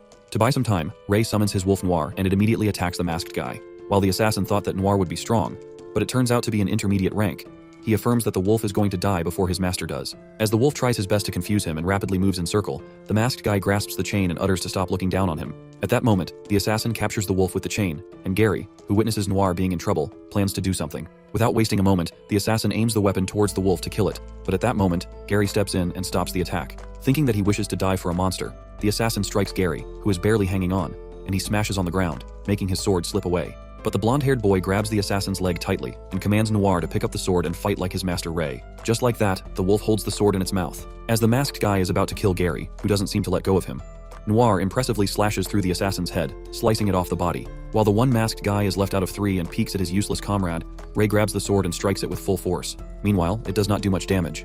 The assassin's mask breaks apart, and to their surprise, it turns out to be Knight Lancy. That's when Lancy takes off his mask, and Gary, who seems to be in disbelief, calls him a bastard, muttering how he could do this as a teacher. But Lancy doesn't seem to care and tells him that he's going to die anyway. He leaps towards Gary with his sword, but at that moment, Noir comes in front of him and takes the hit. After that, Ray instructs the wolf to stop and Noir disappears as he undoes summoning. Meanwhile, Gary crashes on the ground and lies there helplessly. Lancy furiously approaches Ray and mumbles that he's going to kill him one after the other. As Lancy moves with his sword covered in fire, our boy contemplates how trash humans like him exist, who like creating pain and targeting him. He decides to make him pay the price and grasps the swords with his gauntlets. Thinking that he's wasting all the energy to hold the sword, Lancy puts on an evil smirk and tells Ray to enjoy getting burned to death. But our boy clarifies that he's going to be one to die, and Lancy waits to see how long he can keep up with it. Little does the knight know that Ray is absorbing the fire element from the sword, and Lancy realizes as he witnesses the flames becoming weaker. Annoyed, Lancy calls him a clingy piece of trash and kicks him in the guts, telling him to die. Just like that, our guy finally leaves the sword, which makes him and Lancy soar with full force as they whirl away in opposite directions. Breaking a few ribs, Ray reckons that it's about time he uses the fire element he absorbed because that's the only magic he can use right now.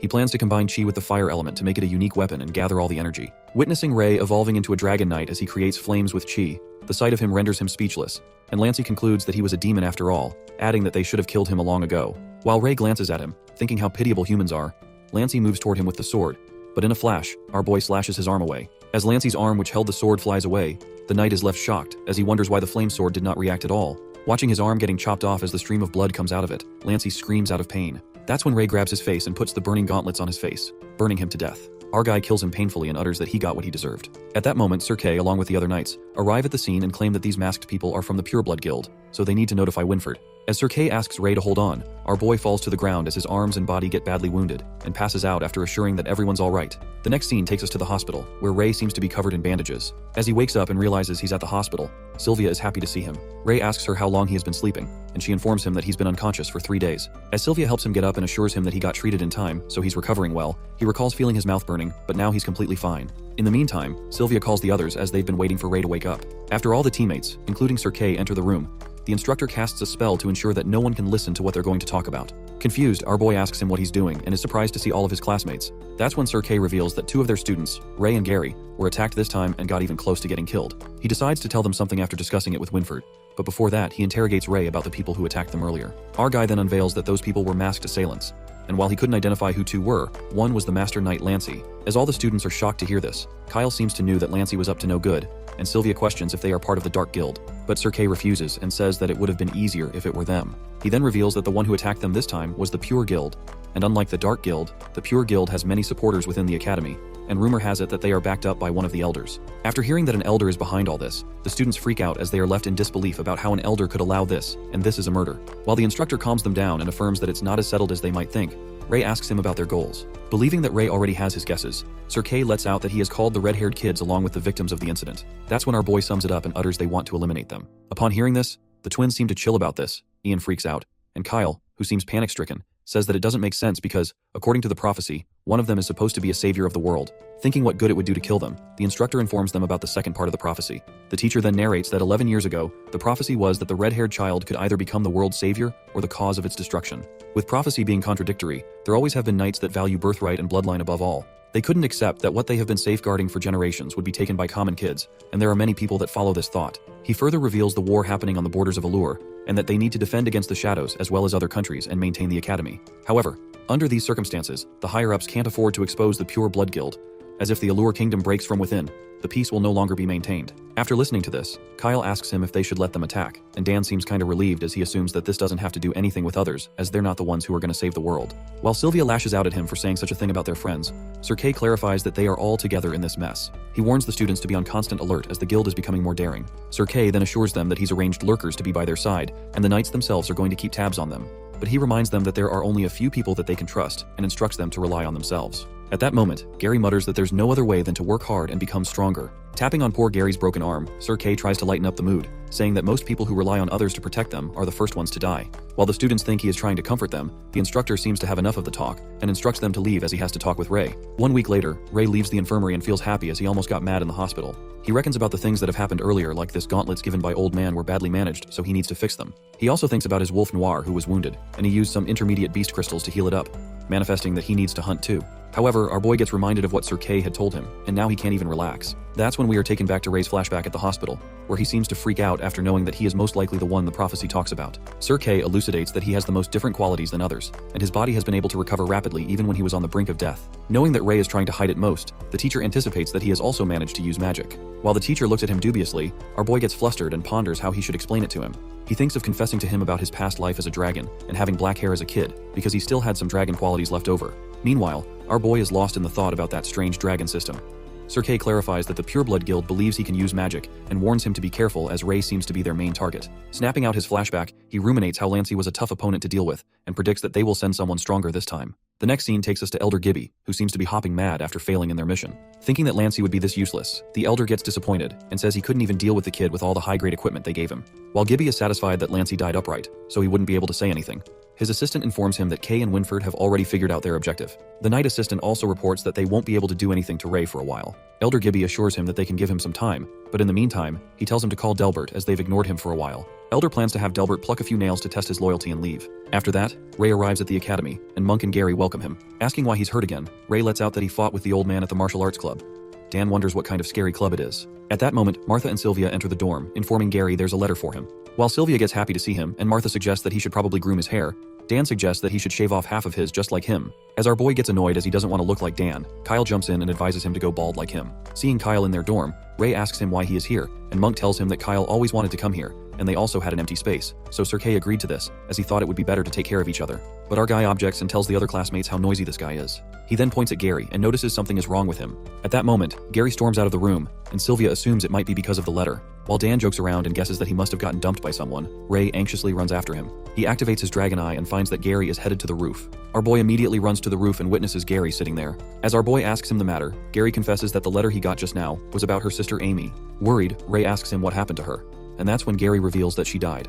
The next scene flashes to Ray's memories with Amy, and he realizes he never had the chance to thank her. Realizing that now he has lost her, our boy melts in the breakdown as tears start to stream down his face. Just then, Gary reveals that he could never escape his mind from the nightmare because he dreamt that Amy was ripped to shreds by the monsters at the Roland Magic Academy. He adds that she was lying there helplessly with no way to save herself under the gazes of countless aristocrats. Gary then breaks down in tears and lets out that it wasn't a nightmare but an intuition. Anger gushes through him as his parents also inform him in the letter that the nobles at the academy gave their family a great amount of money as compensation. Hopping mad, Gary breaks the boundary and mutters that in their sight, his sister was just a trivial child from the countryside to them. While Ray grows hushed as he listens, the blonde-haired boy starts yelling that he won't forgive them and will find the person who killed her sister. As tears keep falling down Gary's face, he makes it clear that he will kill them. Hearing this, Ray assures him to count him in his plan. Overwhelmed with emotions, Gary grabs him and says that he's aware that Ray has awakened the power of magic and can summon a beast and use flames. The boy tells him to show his magic to the elders, and they will transfer him to the Magic Academy. But Ray seems reluctant and clarifies that his abilities are normal, so if he told the elders about his powers, they would only keep a close eye on him. Our boy pats his shoulder and tells him he doesn't want to leave him alone. He then plans to find a way to leave Avrian together.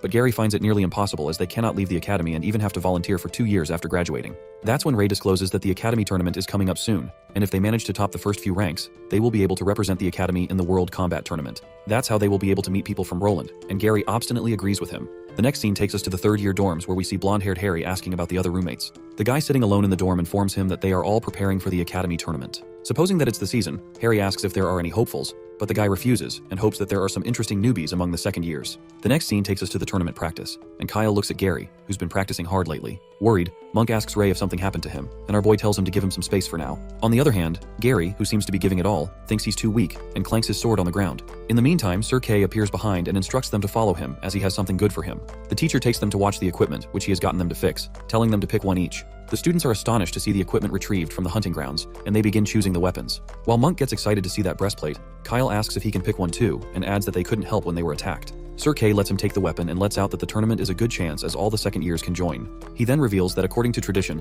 many rich families come to watch the tournament, and if they do well in the tournament, there's a high chance that they would notice them, adding that after leaving the academy, they can become one of their guards, which is a pretty nice deal. Upon hearing this, Gary is left astounded when he realizes that he can become the guards of a noble family if he manages to do well, putting on a smirk. After that, Ray grabs Lancey's sword, and Sir Kay tells him this sword wasn't much damaged, but it lost its ability to channel flame magic, and now it's a beginner's weapon, suggesting he picks something else. That's when our guy recalls that he absorbed all the fire elements from the sword, and ponders that absorbing elements is more useful than he thought. He then heads to a hunting forest and finds a place that seems to be covered in ice. He goes inside the icy place where monsters seem to guard the area. He gathers chi and flame magic, killing the monsters. Witnessing many ice elemental golems in there, Ray feels happy, thinking that it was worth the effort and instructs Noir to take care of the ones on the left. The next scene flashes 3 weeks later on the day of the Avrian Knight Academy tournaments, and it seems to be bustling with many other academies from far and wide. In the waiting hall, all the students seem to be chattering, and Martha comes rushing towards her classmates, informing them of the tournament rules changing this year. While Dan is confused, thinking that it's one-on-one duels, as Martha is about to clarify, the knights enter the hall. As the students seem excited about the tournaments,